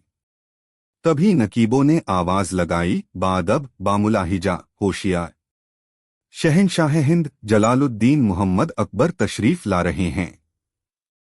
पूरा दरबार शहंशाह के सम्मान में खड़ा हो गया। अकबर आकर अपने आलीशान सिंहासन पर विराजे। उनके चेहरे पर आज भी गंभीरता और उलझन के मिले-जुले भाव थे।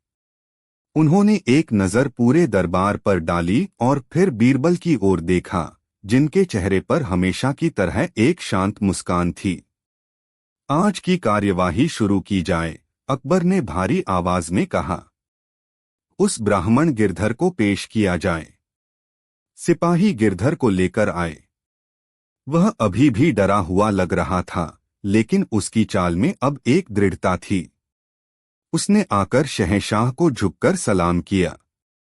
पंडित गिरधर, अकबर ने कहा, हमने तुम्हें सोचने के लिए पूरी एक रात दी।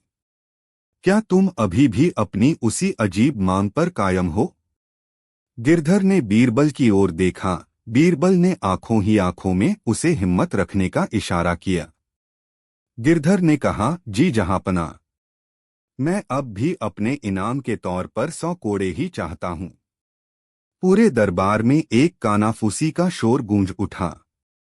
अकबर ने हाथ उठाकर सबको शांत किया। ठीक है, अगर तुम्हारी यही इच्छा है तो पूरी की जाएगी। जल्लाद को बुलाया जाए। यह सुनकर दरबार में सन्नाटा छा गया। हरपाल सिंह की आंखों में हैरत और थोड़ी घबराहट उतर आई। उसे समझ नहीं आ रहा था कि यह हो क्या रहा है। जल्लाद अपने हाथ में एक मोटा चमड़े का कोड़ा लिए हाजिर हुआ। अकबर ने आदेश दिया, इस ब्राह्मण की पीठ पर 100 कोड़े लगाए जाएं। लेकिन ध्यान रहे, कोड़े इतने जोर से न पड़े कि इसकी जान चली जाए। गिरधर को बीचों बीच खड़ा कर दिया गया और उसकी पीठ नंगी कर दी गई। जल्लाद ने अपना कोड़ा हवा में घुमाया। हरपाल सिंह यह सब देखकर अंदर ही अंदर कांप रहा था।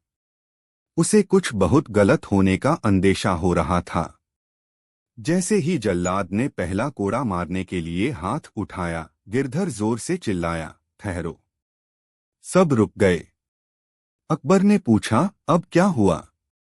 गिरधर ने हाथ जोड़कर कहा, जहांपनाह, मैं अकेला इस इनाम का हकदार नहीं हूं। इसमें मेरा एक साझेदार भी है।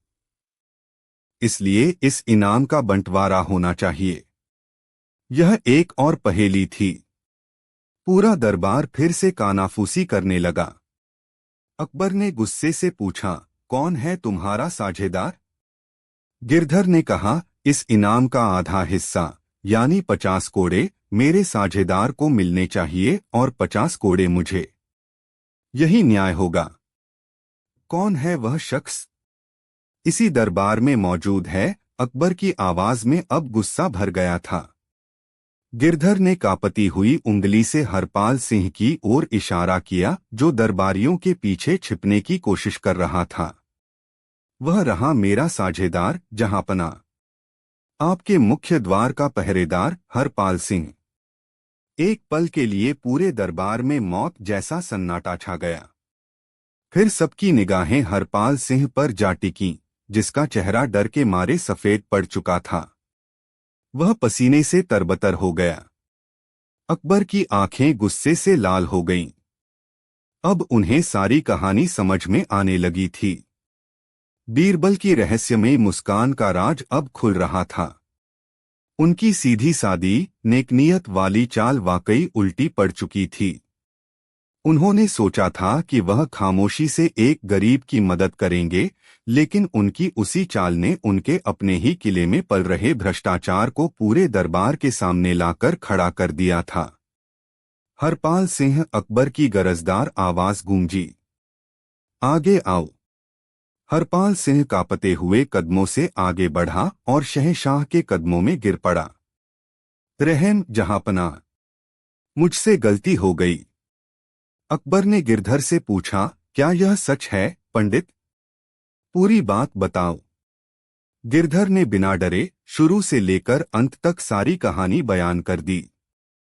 कैसे हरपाल ने उसे धमकाया और इनाम में आधा हिस्सा। बीरबल का जवाब सुनकर दरबार में मच गया हंगामा। एक विस्तृत गाथा, प्रस्तावना, एक भव्य सुबह और एक अनसुलझा प्रश्न। आगरा के किले का दीवान-ए-आम अपनी पूरी भव्यता और शानो शौकत के साथ चमक रहा था। सुबह की पहली किरणें संगमरमर के खंभों पर पड़ती तो वे सोने की तरह दमक उठते। दीवारों पर की गई जटिल नक्काशी और जड़े हुए कीमती पत्थर मुगल साम्राज्य के वैभव और कलात्मक पराकाष्ठा की कहानी कह रहे थे। रेशम और मखमल के पर्दों को धीरे धीरे हिलाती हुई ठंडी हवा यमुना के किनारे से आ रही थी, जिसमें गुलाब और चमेली की मिलीजुली भीनी भीनी सुगंध थी। दरबार खचाखच भरा हुआ था। दूर दूर के सूबों के सूबेदार, मनसबदार, जागीरदार और साम्राज्य के सबसे प्रभावशाली अमीर और मंत्री अपनी अपनी पदवी के अनुसार पंक्तियों में बैठे थे।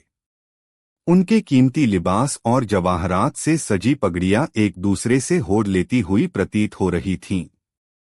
माहौल में एक अजीब सी शांति और गंभीरता थी, जो केवल शहंशाह हिंद जलालुद्दीन मोहम्मद अकबर के आगमन की प्रतीक्षा कर रही थी। जैसे ही नगाड़ों की गूंज और शहंशाह हिंद तशरीफ ला रहे हैं की घोषणा हुई, पूरा दरबार सम्मान में खड़ा हो गया। शहंशाह अकबर अपने राजसी अंदाज में चलते हुए आए। उनके चेहरे पर एक गहरा चिंतन था, जो उनकी सामान्य प्रसन्नचित्त मुद्रा से बिल्कुल अलग था। उन्होंने अपने भव्य सिंहासन तख्ते ताउस पर आसीन होकर सभी को बैठने का इशारा किया। दरबार की नियमित कार्यवाही शुरू हुई, लेकिन शहंशाह का मन उसमें नहीं लग रहा था। उनकी आंखें किसी गहरी सोच में डूबी हुई थीं। अचानक उन्होंने दरबार की कार्यवाही को बीच में ही रोक दिया। उनकी गंभीर आवाज ने पूरे हॉल में एक अप्रत्याशित सन्नाटा ला दिया। दरबार खास और हमारे तमाम अमीरों, आज हमारे ज़हन में एक सवाल कौंध रहा है, शहंशाह ने कहा।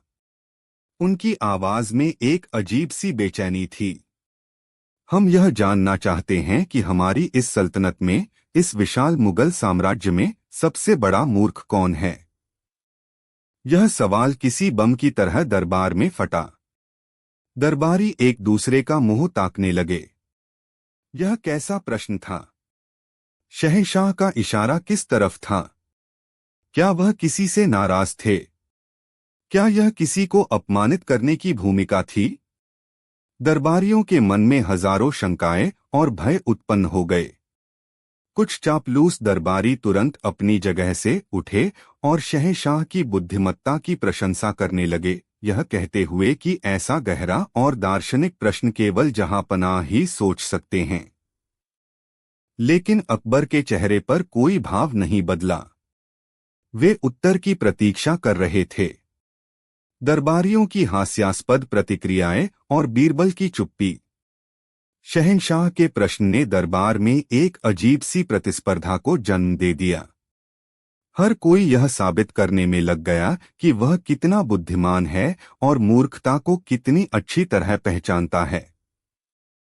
एक वरिष्ठ मंत्री, जो अपनी चापलूसी के लिए जाने जाते थे, हाथ जोड़कर खड़े हुए और बोले, आलमपनाह, सबसे बड़ा मूर्ख तो वह किसान है जो भरी दोपहर में अपने बैल को पीटता है और यह नहीं समझता कि जानवर भी थक जाता है। अकबर ने बिना किसी रुचि के सिर हिला दिया। एक अन्य अमीर, जो खुद को बहुत चतुर समझता था, बोला, नहीं जहांपनाह, सबसे बड़ा मूर्ख तो वह व्यापारी है जो अपना सारा धन एक ही नाव में लादकर समंदर में भेज देता है। अगर नाव डूबी तो वह भी सड़क पर आ जाएगा। शहंशाह की भ्रिकुटी तन गई। यह तो सामान्य बातें हैं। हम सबसे बड़े मूर्ख की तलाश में हैं। इसके बाद तो जैसे दरबार में मूर्खों की पहचान बताने की होड़ लग गई। किसी ने उस जुआरी को मूर्ख बताया जो अपना घर-बार दांव पर लगा देता है, तो किसी ने उस सैनिक को जो बिना सोचे समझे दुश्मन की सेना में घुस जाता है। हर उत्तर के साथ अकबर की निराशा बढ़ती जा रही थी। उन्हें लग रहा था कि उनके दरबारी केवल सतही बातें कर रहे हैं और उनके प्रश्न की गहराई को समझने में पूरी तरह से असमर्थ हैं। इन सब के बीच दरबार के एक कोने में बीरबल, अकबर के 9 रत्नों में से एक, चुपचाप बैठे थे। उनके चेहरे पर एक हल्की सी मुस्कान थी, जैसे वे इस पूरे तमाशे का आनंद ले रहे हों। अकबर की नजर उन पर पड़ी। बीरबल की चुप्पी उन्हें और भी अधिक बेचैन कर रही थी। बीरबल, शहंशाह की आवाज में थोड़ी नाराजगी थी। पूरा दरबार हमारे सवाल पर अपने विचार रख रहा है और आप हैं कि मौन साधे बैठे हैं। क्या आपके पास हमारे प्रश्न का कोई उत्तर नहीं है? या क्या आप भी बाकी दरबारियों की तरह इस सवाल को एक मजाक समझ रहे हैं? बीरबल अपनी जगह से उठे, अदब से झुके और बोले, जहांपनाह, यह प्रश्न इतना गहरा है कि इसका उत्तर तुरंत नहीं दिया जा सकता। मूर्खता की कोई एक परिभाषा नहीं होती और न ही कोई एक पैमाना। किसी एक व्यक्ति को सबसे बड़ा मूर्ख घोषित करना एक बहुत बड़ी जिम्मेदारी है। इसके लिए मुझे थोड़ा समय और कुछ संसाधन चाहिए होंगे। दरबारियों में कानाफूसी शुरू हो गई। बीरबल के सबसे बड़े प्रतिद्वंद्वी, मुल्ला दो प्याजा, मन ही मन प्रसन्न हुए। उन्हें लगा कि बीरबल इस बार बुरी तरह फंस गए हैं। उन्होंने अकबर के कान भरने की कोशिश की, देखिए जहांपनाह, यह तो केवल समय बर्बाद करने की तरकीब है। ऐसा कौन सा मूर्ख है जिसे ढूंढने के लिए हफ्तों का समय चाहिए। लेकिन अकबर बीरबल की कार्यशैली को जानते थे। उन्हें पता था कि बीरबल की चुप्पी और समय की मांग का अर्थ है कि वह कुछ असाधारण करने की तैयारी में है। ठीक है बीरबल, शहंशाह ने कहा, हम आपको 1 महीने का समय देते हैं। आपको जो भी सहायता चाहिए शाही खजाने से मिलेगी।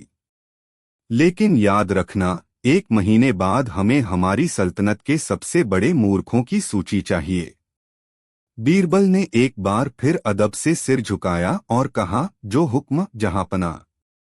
मूर्खों की खोज, बीरबल का सफर। बीरबल को शाही खजाने से एक अच्छी खासी रकम और कुछ सहायक दिए गए। उन्होंने अपना भेष बदला और एक साधारण सौदागर के रूप में आगरा की सड़कों, बाजारों और सरायों में घूमना शुरू कर दिया। उनके सहायक भी अलग अलग भेष में जानकारी इकट्ठा करने लगे। बीरबल का मानना था कि मूर्खता महलों और दरबारों तक ही सीमित नहीं है, बल्कि यह आम जीवन में अपने सबसे असली रूप में प्रकट होती है। अपने इस सफर में बीरबल ने कई दिलचस्प और हास्यास्पद घटनाओं का सामना किया, जिन्होंने मूर्खता पर उनकी समझ को और भी गहरा कर दिया। एक दिन वे बाजार से गुजर रहे थे तो उन्होंने देखा कि एक आदमी अपनी पीठ पर एक भारी लकड़ी का लट्ठा उठाए हुए है, जबकि वह एक घोड़े पर सवार था। बीरबल ने उसे रोककर पूछा, भाई, तुम यह लट्ठा अपने कंधे पर क्यों उठाए हुए हो? इसे घोड़े की पीठ पर क्यों नहीं रख देते? उस आदमी ने बड़ी मासूमियत से जवाब दिया, जनाब, यह घोड़ा पहले से ही मेरा बोझ उठा रहा है। मैं इस पर और बोझ डालकर इसे और परेशान नहीं करना चाहता। यह तो बेचारा जानवर है। बीरबल मुस्कुराए और अपने सहायक को उस आदमी का नाम और पता लिखने का निर्देश दिया। कुछ दिन बाद यमुना के किनारे उन्होंने एक और अजीब दृश्य देखा। एक आदमी नदी के किनारे बैठा रेत को मुट्ठियों में भर भर कर ध्यान से देख रहा था और फिर उसे फेंक देता था। बीरबल ने उसके पास जाकर पूछा, क्या ढूंढ रहे हो भाई? वह आदमी बोला, मेरी पत्नी ने अपनी सोने की अंगूठी इसी रेत में खो दी है। मैं उसे ही ढूंढ रहा हूं। बीरबल ने पूछा, क्या तुम्हें ठीक ठीक पता है कि अंगूठी यहीं गिरी थी? आदमी ने जवाब दिया, नहीं, गिरी तो घर के आंगन में थी, लेकिन वहां अंधेरा बहुत है। यहाँ रोशनी अच्छी है, इसलिए यहीं ढूंढ रहा हूँ। बीरबल ने हंसते हुए अपने सहायक को इस दूसरे महामूर्ख का नाम भी अपनी सूची में जोड़ने को कहा। एक और घटना ने बीरबल का ध्यान खींचा। एक अमीर सेठ अपने घर की छत पर दीवार बनवा रहा था, लेकिन उसने मजदूरों को आदेश दिया था कि वे दीवार को केवल दिन की रोशनी में बनाएं और रात में उसे गिरा दें। बीरबल ने जब इसका कारण पूछा तो सेठ ने बड़े ग से बताया, मैं चाहता हूं कि मजदूर हर समय काम में लगे रहें। अगर दीवार एक ही बार में बन गई तो ये लोग खाली बैठेंगे। इससे उनकी आदत खराब हो जाएगी। बीरबल ने मन ही मन सोचा कि यह व्यक्ति धनवान तो है, पर बुद्धि से पैदल है। लेकिन सबसे हैरान करने वाली घटना बीरबल ने स्वयं शहंशाह अकबर के साथ देखी। एक दिन एक अरबी सौदागर दरबार में आया। उसने दावा किया कि उसके पास दुनिया के सबसे बेहतरीन नस्ल के घोड़े हैं, जो हवा से बातें करते हैं। उसने घोड़ों की ऐसी तारीफ की कि अकबर बहुत प्रभावित हो गए। सौदागर ने कहा कि वह ऐसे 100 घोड़े शहंशाह के लिए ला सकता है, लेकिन इसके लिए उसे अग्रिम राशि के तौर पर 1 लाख सोने की मोहरें चाहिए होंगी ताकि वह उन्हें अरब से यहाँ तक लाने का इंतजाम कर सके। अकबर ने बिना किसी जांच पड़ताल के या उस सौदागर की पृष्ठभूमि जाने तुरंत शाही खजांची को 1 लाख मोहरें देने का आदेश दे दिया। बीरबल ने दबीज़बान में शहंशाह को आगाह करने की कोशिश की, जहां पनाह, क्या इस अजनबी पर इतनी आसानी से भरोसा करना ठीक होगा? लेकिन अकबर घोड़ों के में इतने खोए हुए थे कि उन्होंने बीरबल की बात पर ध्यान नहीं दिया और कहा, बीरबल, आप हर बात में शक क्यों करते हैं? उसकी आंखों में सच्चाई दिखती है। सौदागर मोहरे लेकर चला गया और वादा कर गया कि वह 2 महीने में घोड़ों के साथ लौटेगा। बीरबल ने चुपचाप इस घटना को भी अपनी याददाश्त में दर्ज कर लिया। दरबार में वापसी और सनसनीखेज खुलासा। 1 महीने का समय बीत गया। पूरे दरबार को उस दिन का बेसब्री से इंतजार था जब बीरबल अपनी मूर्खों की सूची के साथ हाजिर होंगे। दरबारियों में उत्सुकता और बेचैनी दोनों थी। मुल्ला दो प्याजा और बीरबल के अन्य विरोधी यह उम्मीद कर रहे थे कि बीरबल कोई संतोषजनक जवाब नहीं दे पाएंगे और शहंशाह की नजरों में गिर जाएंगे। निश्चित दिन पर बीरबल दरबार में हाजिर हुए। उनके हाथ में एक चर्मपत्र का लंबा सा रोल था। शहंशाह अकबर ने उन्हें देखते ही पूछा, तो बीरबल, क्या आप हमारी सल्तनत के सबसे बड़े मूर्ख को ढूंढ पाए? लाइए, दिखाइए अपनी सूची। बीरबल ने अदब से सिर झुकाया और चर्मपत्र को खोलना शुरू किया। दरबारियों की आंखें उस सूची पर गड़ी थीं। सब यह देखने के लिए बेताब थे कि उस सूची में किसका नाम है। जहां पनाह, बीरबल ने गंभीर स्वर में कहना शुरू किया, काफी खोजबीन और मेहनत के बाद मैंने सल्तनत के 100 सबसे बड़े मूर्खों की एक सूची तैयार की है। यह सुनकर दरबारियों में एक हंसी की लहर दौड़ गई। 100 मूर्ख? यह तो मजाक लग रहा था। अकबर ने कहा, बीरबल, हमने तो सबसे बड़े मूर्ख के बारे में पूछा था, आपने तो पूरी फौज ही खड़ी कर दी। खैर, दिखाइए, इस सूची में सबसे ऊपर किसका नाम है? बीरबल ने एक गहरी सांस ली और बोले, माफी चाहूंगा जहांपनाह, लेकिन इस सूची में केवल 2 ही नाम हैं। अब दरबारी और भी हैरान हो गए। पहले 100, अब 2। यह बीरबल क्या पहेलियां बुझा रहे हैं? तो फिर बाकी 98 कहाँ हैं? अकबर ने पूछा। बीरबल ने जवाब दिया, जहांपनाह, बाकी 98 मूर्खों को ढूंढने के लिए मुझे और समय और धन की आवश्यकता होगी। फिलहाल मैंने 2 सबसे बड़े मूर्खों को ढूंढ निकाला है। तो अब देर किस बात की है? अकबर ने अधीर होकर कहा। बताइए, कौन है वे 2 महामूर्ख? बीरबल ने चर्मपत्र को और खोला और पढ़ना शुरू किया। उनकी आवाज पूरे दीवाने-आम में गूंज रही थी। इस सल्तनत के सबसे बड़े मूर्ख की सूची में पहला नाम है शहंशाह हिंद जलालुद्दीन मोहम्मद अकबर। यह सुनते ही पूरे दरबार में जैसे बिजली दौड़ गई। सन्नाटा ऐसा छाया कि अगर सुई भी गिरती तो उसकी आवाज सुनाई देती। दरबारियों की आंखें फटी की फटी रह गईं। उनकी सांसें जैसे गले में ही अटक गईं। शहंशाह के चेहरे का रंग बदल गया। उनका चेहरा गुस्से से लाल हो गया। सिंहासन पर बैठे उनके हाथ तलवार की मूठ पर कस गए। किसी की हिम्मत नहीं हुई कि आंख उठाकर शहंशाह की तरफ देख सके। मुल्ला दो प्याजा और अन्य विरोधियों के चेहरों पर एक दुष्ट मुस्कान फैल गई। उन्हें लगा कि आज बीरबल का आखिरी दिन है।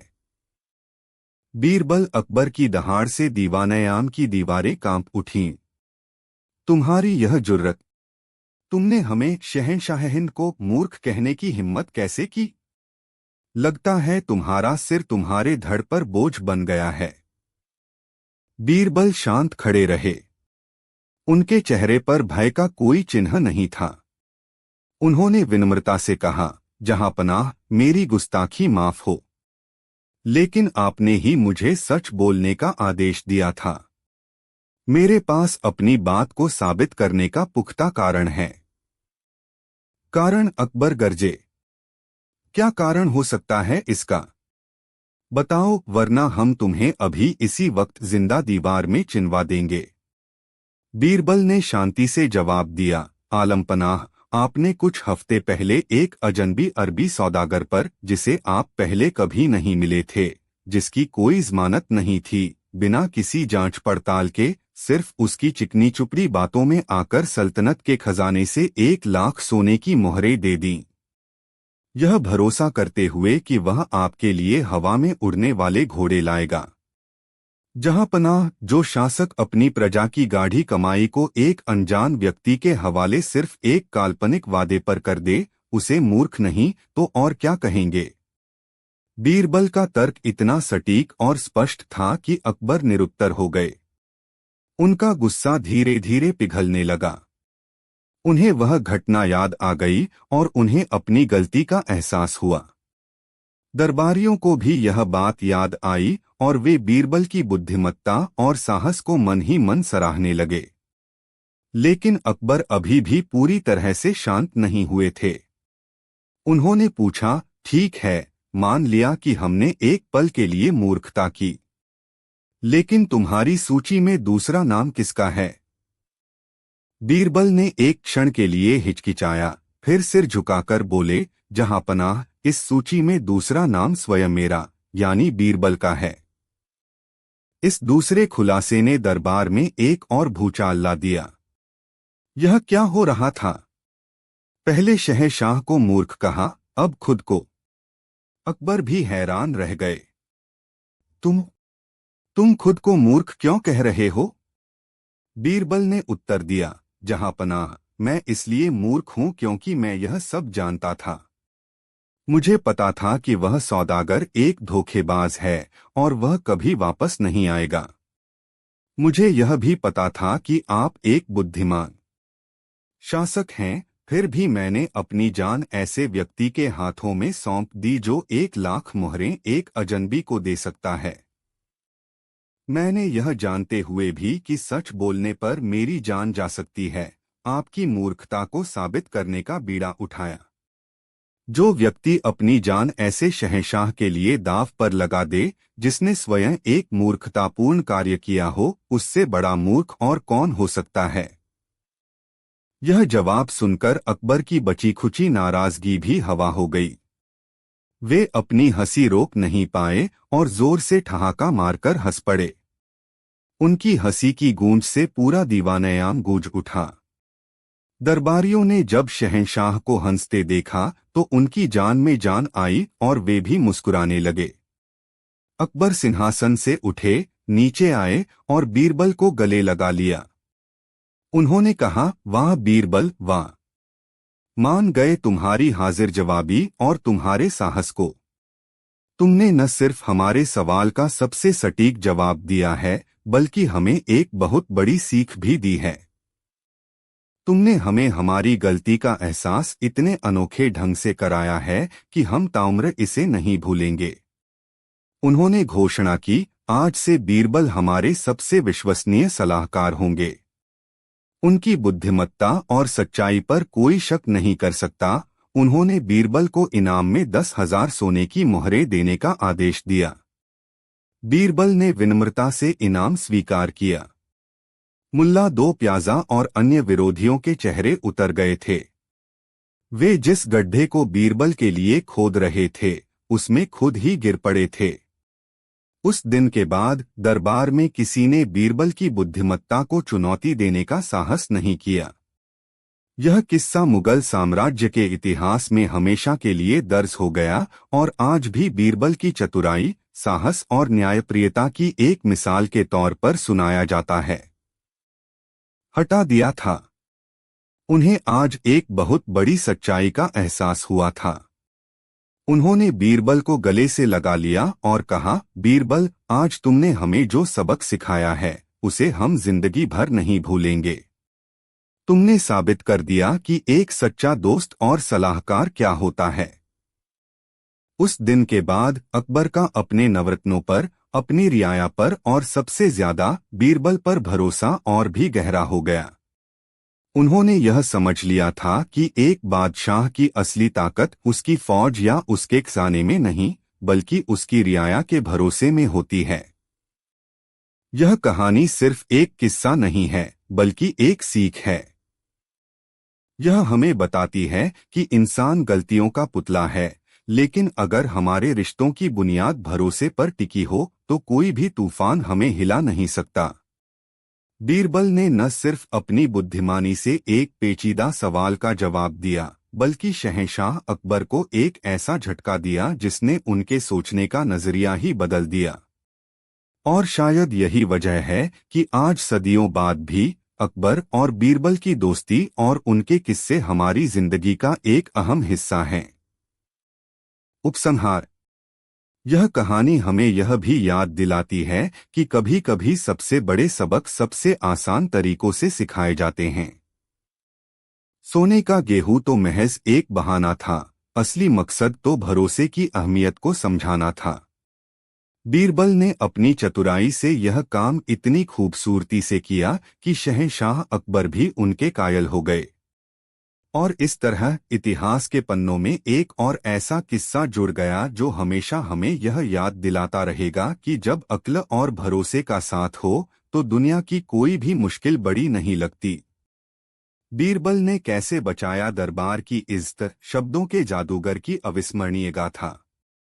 मुगलिया सल्तनत के सुनहरे दौर में जब हिंदुस्तान की सरजमी पर शहंशाह जलालुद्दीन मोहम्मद अकबर का परचम लहराता था, तब उनकी राजधानी आगरा न केवल अपनी भव्यता और शानो शौकत के लिए बल्कि अपने अद्वितीय ज्ञान और कला के संरक्षण के लिए भी विश्वविख्यात थी।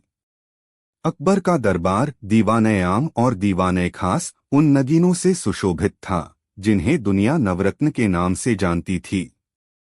ये नवरत्न अपने अपने क्षेत्र के महारथी थे, किंतु उन सब में जो एक हीरा अपनी प्रखर बुद्धि, हाजिर जवाबी और विलक्षण सूझबूझ से सर्वाधिक चमकता था, वह थे राजा बीरबल।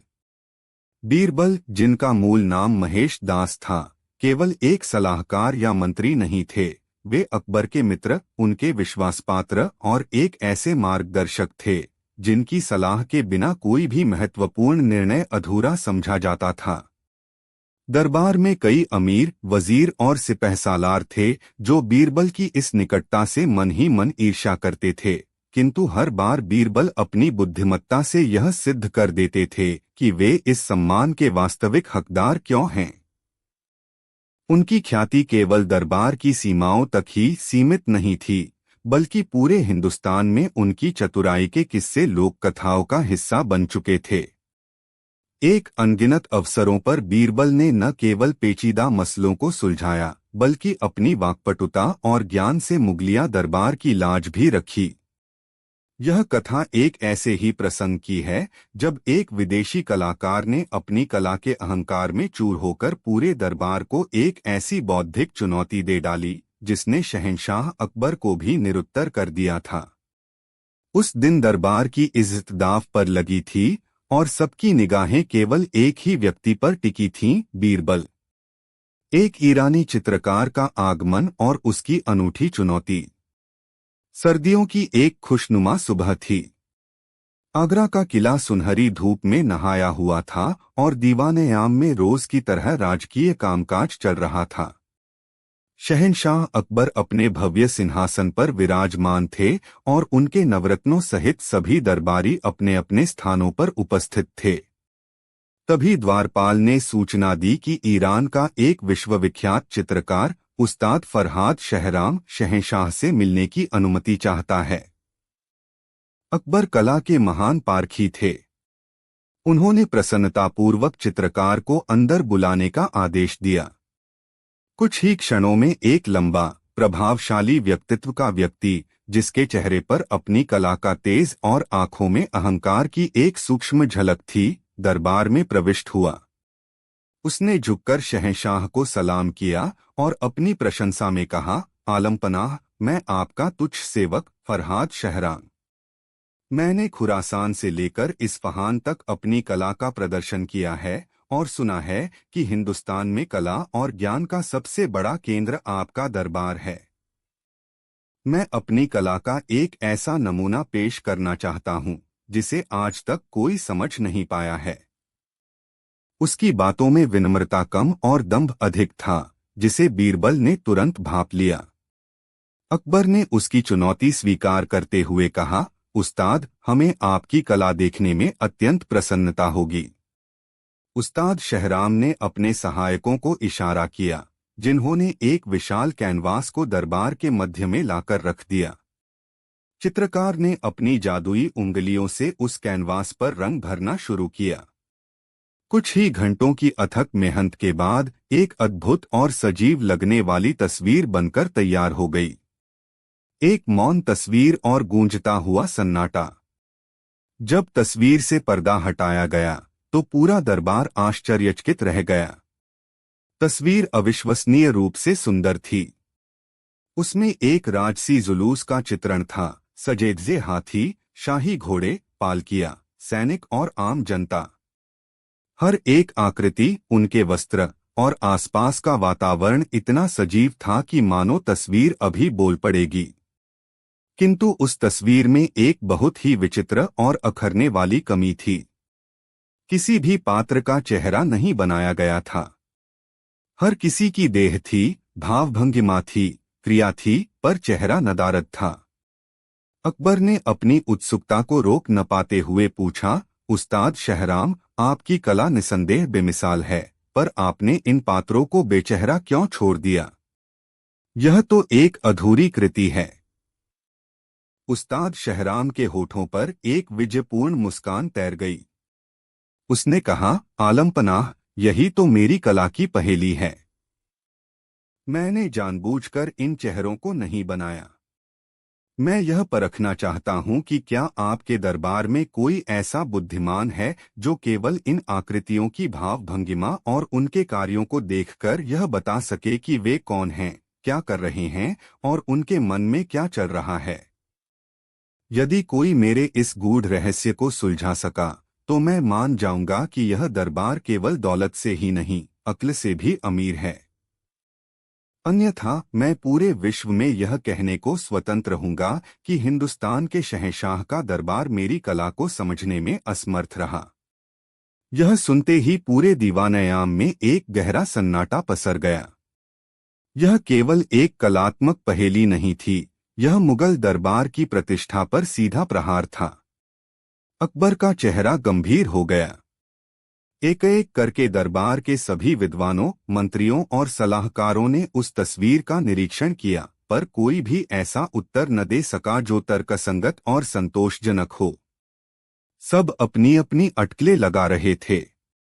कोई कहता, यह युद्ध की तैयारी का दृश्य है, तो कोई कहता, यह किसी विवाह समारोह का जुलूस है, पर कोई भी अपने उत्तर के पक्ष में ठोस तर्क नहीं दे पा रहा था। हर उत्तर के बाद उस्ताद शहराम व्यंग्यात्मक रूप से मुस्कुरा देता, जिससे दरबारियों का सिर शर्म से झुक जाता। शहंशाह अकबर को महसूस होने लगा कि आज दरबार की इज्जत सचमुच में धूमिल हो जाएगी। उनकी आंखें अनजाने में ही उस स्थान को ढूंढ रही थीं जहां बीरबल बैठा करते थे, जो आज किसी कारणवश दरबार में विलंब से उपस्थित हुए थे। बीरबल का प्रवेश और शब्दों का जादू। ठीक उसी समय जब दरबार में निराशा अपने चरम पर थी, बीरबल ने दरबार में प्रवेश किया। उन्होंने दरबार के तनावपूर्ण माहौल, उस्ताद शहराम के चेहरे पर अभिमान और शहंशाह अकबर के माथे पर चिंता की लकीरों को एक ही दृष्टि में पढ़ लिया। अकबर ने बीरबल को देखते ही कहा, बीरबल, आओ। हम सब तुम्हारी ही प्रतीक्षा कर रहे थे। आज दरबार की प्रतिष्ठा दांव पर है। देखो, इस ईरानी कलाकार ने हमें कैसी दुविधा में डाल दिया है। बीरबल ने शांतिपूर्वक पूरी बात सुनी और फिर उस बेचेहरा तस्वीर के सामने जाकर खड़े हो गए। उन्होंने कुछ क्षण मौन रहकर उस चित्र का अवलोकन किया और फिर उनके चेहरे पर एक रहस्यमयी मुस्कान खिल उठी। वे उस्ताद शहराम की ओर मुड़े और बोले, उस्ताद, आपकी कला महान है, किंतु आपकी पहेली उससे भी महान है। यह अधूरी नहीं, बल्कि एक असाधारण कृति है। आपने चेहरे नहीं बनाए, क्योंकि सच्चे भावों को देखने के लिए चेहरे की नहीं, दृष्टि की आवश्यकता होती है। यह सुनकर उस्ताद शहराम चौंक गया। बीरबल ने अपनी बात आगे बढ़ाते हुए कहा, आइए मैं आपको बताता हूं कि इस तस्वीर का वास्तविक अर्थ क्या है। पूरा दरबार कान लगाकर सुनने लगा। बीरबल ने पहली आकृति की ओर इशारा करते हुए कहा, यह एक माँ है। इसका चेहरा इसलिए नहीं है क्योंकि ममता का कोई एक चेहरा नहीं होता। वह अपने बच्चे को गोद में लिए हुए है और उसकी झुकी हुई गर्दन और हाथों का स्पर्श ही उसका सारा वात्सल्य कर रहा है। वह अपनी संतान के प्रेम में इतनी विलीन है कि उसकी व्यक्तिगत पहचान गौण हो गई है। फिर उन्होंने एक सैनिक की आकृति की ओर संकेत किया, और यह देखिए, यह एक सिपाही है जो अपनी मातृभूमि की रक्षा के लिए तत्पर खड़ा है। इसका चेहरा इसलिए नहीं है क्योंकि एक रक्षक का कोई निजी चेहरा नहीं होता, वह अपने देश की सीमाओं का प्रतीक होता है। उसकी पहचान उसका शौर्य और उसका कर्तव्य है, न कि उसका मुख। बीरबल एक एक करके हर पात्र की व्याख्या करते गए। उन्होंने एक किसान की ओर इशारा कर कहा कि वह अपनी लहलहाती फसल को देखकर कृतज्ञता में झुका है और उसकी खुशी उसके झुके हुए कंधों से ही प्रकट हो रही है। उन्होंने एक व्यापारी के बारे में बताया कि वह अपने मुनाफे की गणना में इतना मग्न है कि उसे आसपास की कोई सुध नहीं, इसलिए उसका चेहरा अदृश्य है। एक भक्त ईश्वर की आराधना में इतना खोया है कि उसका अस्तित्व ही शून्य हो गया है। हर व्याख्या के साथ बीरबल उस तस्वीर में एक नया आयाम जोड़ रहे थे। उन्होंने चित्रकार की चुनौती को उसी के विरुद्ध एक हथियार बना लिया था, अहंकार का मर्दन और इज्जत की बहाली। अंत में बीरबल ने उस्ताद शहराम को संबोधित करते हुए कहा, उस्ताद, आपने यह चित्र अधूरा नहीं छोड़ा, बल्कि आपने इसे देखने वाले की कल्पना के लिए स्वतंत्र छोड़ दिया है। आपने हमें आकृतियां दी और हमने उनमें भावनाओं के रंग भर दिए। यह कला की सर्वोच्च अवस्था है, जहां कलाकार और दर्शक मिलकर एक कृति को पूर्ण करते हैं। इसके लिए हम आपके आभारी हैं। बीरबल के इन शब्दों को सुनकर उस्ताद शहराम का अहंकार चूर-चूर हो गया। जिस कमी को वह अपनी विजय का प्रतीक समझ रहा था, बीरबल ने उसे कला की पराकाष्ठा सिद्ध कर दिया था। उसकी आंखें खुल गईं और उसे अपनी भूल का आभास हुआ। वह बीरबल के सामने नतमस्तक हो गया और बोला, मैंने केवल अपनी कला का घमंड किया, किंतु आपने मुझे कला का वास्तविक अर्थ समझा दिया। मैं अपनी हार स्वीकार करता हूँ। निसंदेह शहंशाह अकबर का दरबार और आप जैसे ज्ञानी इस दुनिया में अद्वितीय हैं। 2 यह सुनते ही पूरा दरबार तालियों की गड़गड़ाहट से गूंज उठा। शहंशाह अकबर का चेहरा गर्व से दमक रहा था।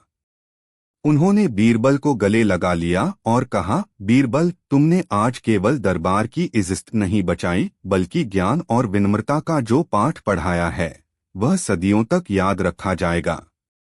इस प्रकार राजा बीरबल ने एक बार फिर अपनी असाधारण बुद्धि और वाक्पटुता से न केवल मुगलिया दरबार की लाज रखी, बल्कि यह भी सिद्ध कर दिया कि सच्चा ज्ञान अहंकार में नहीं, बल्कि गहरी समझ और विनम्रता में निहित है।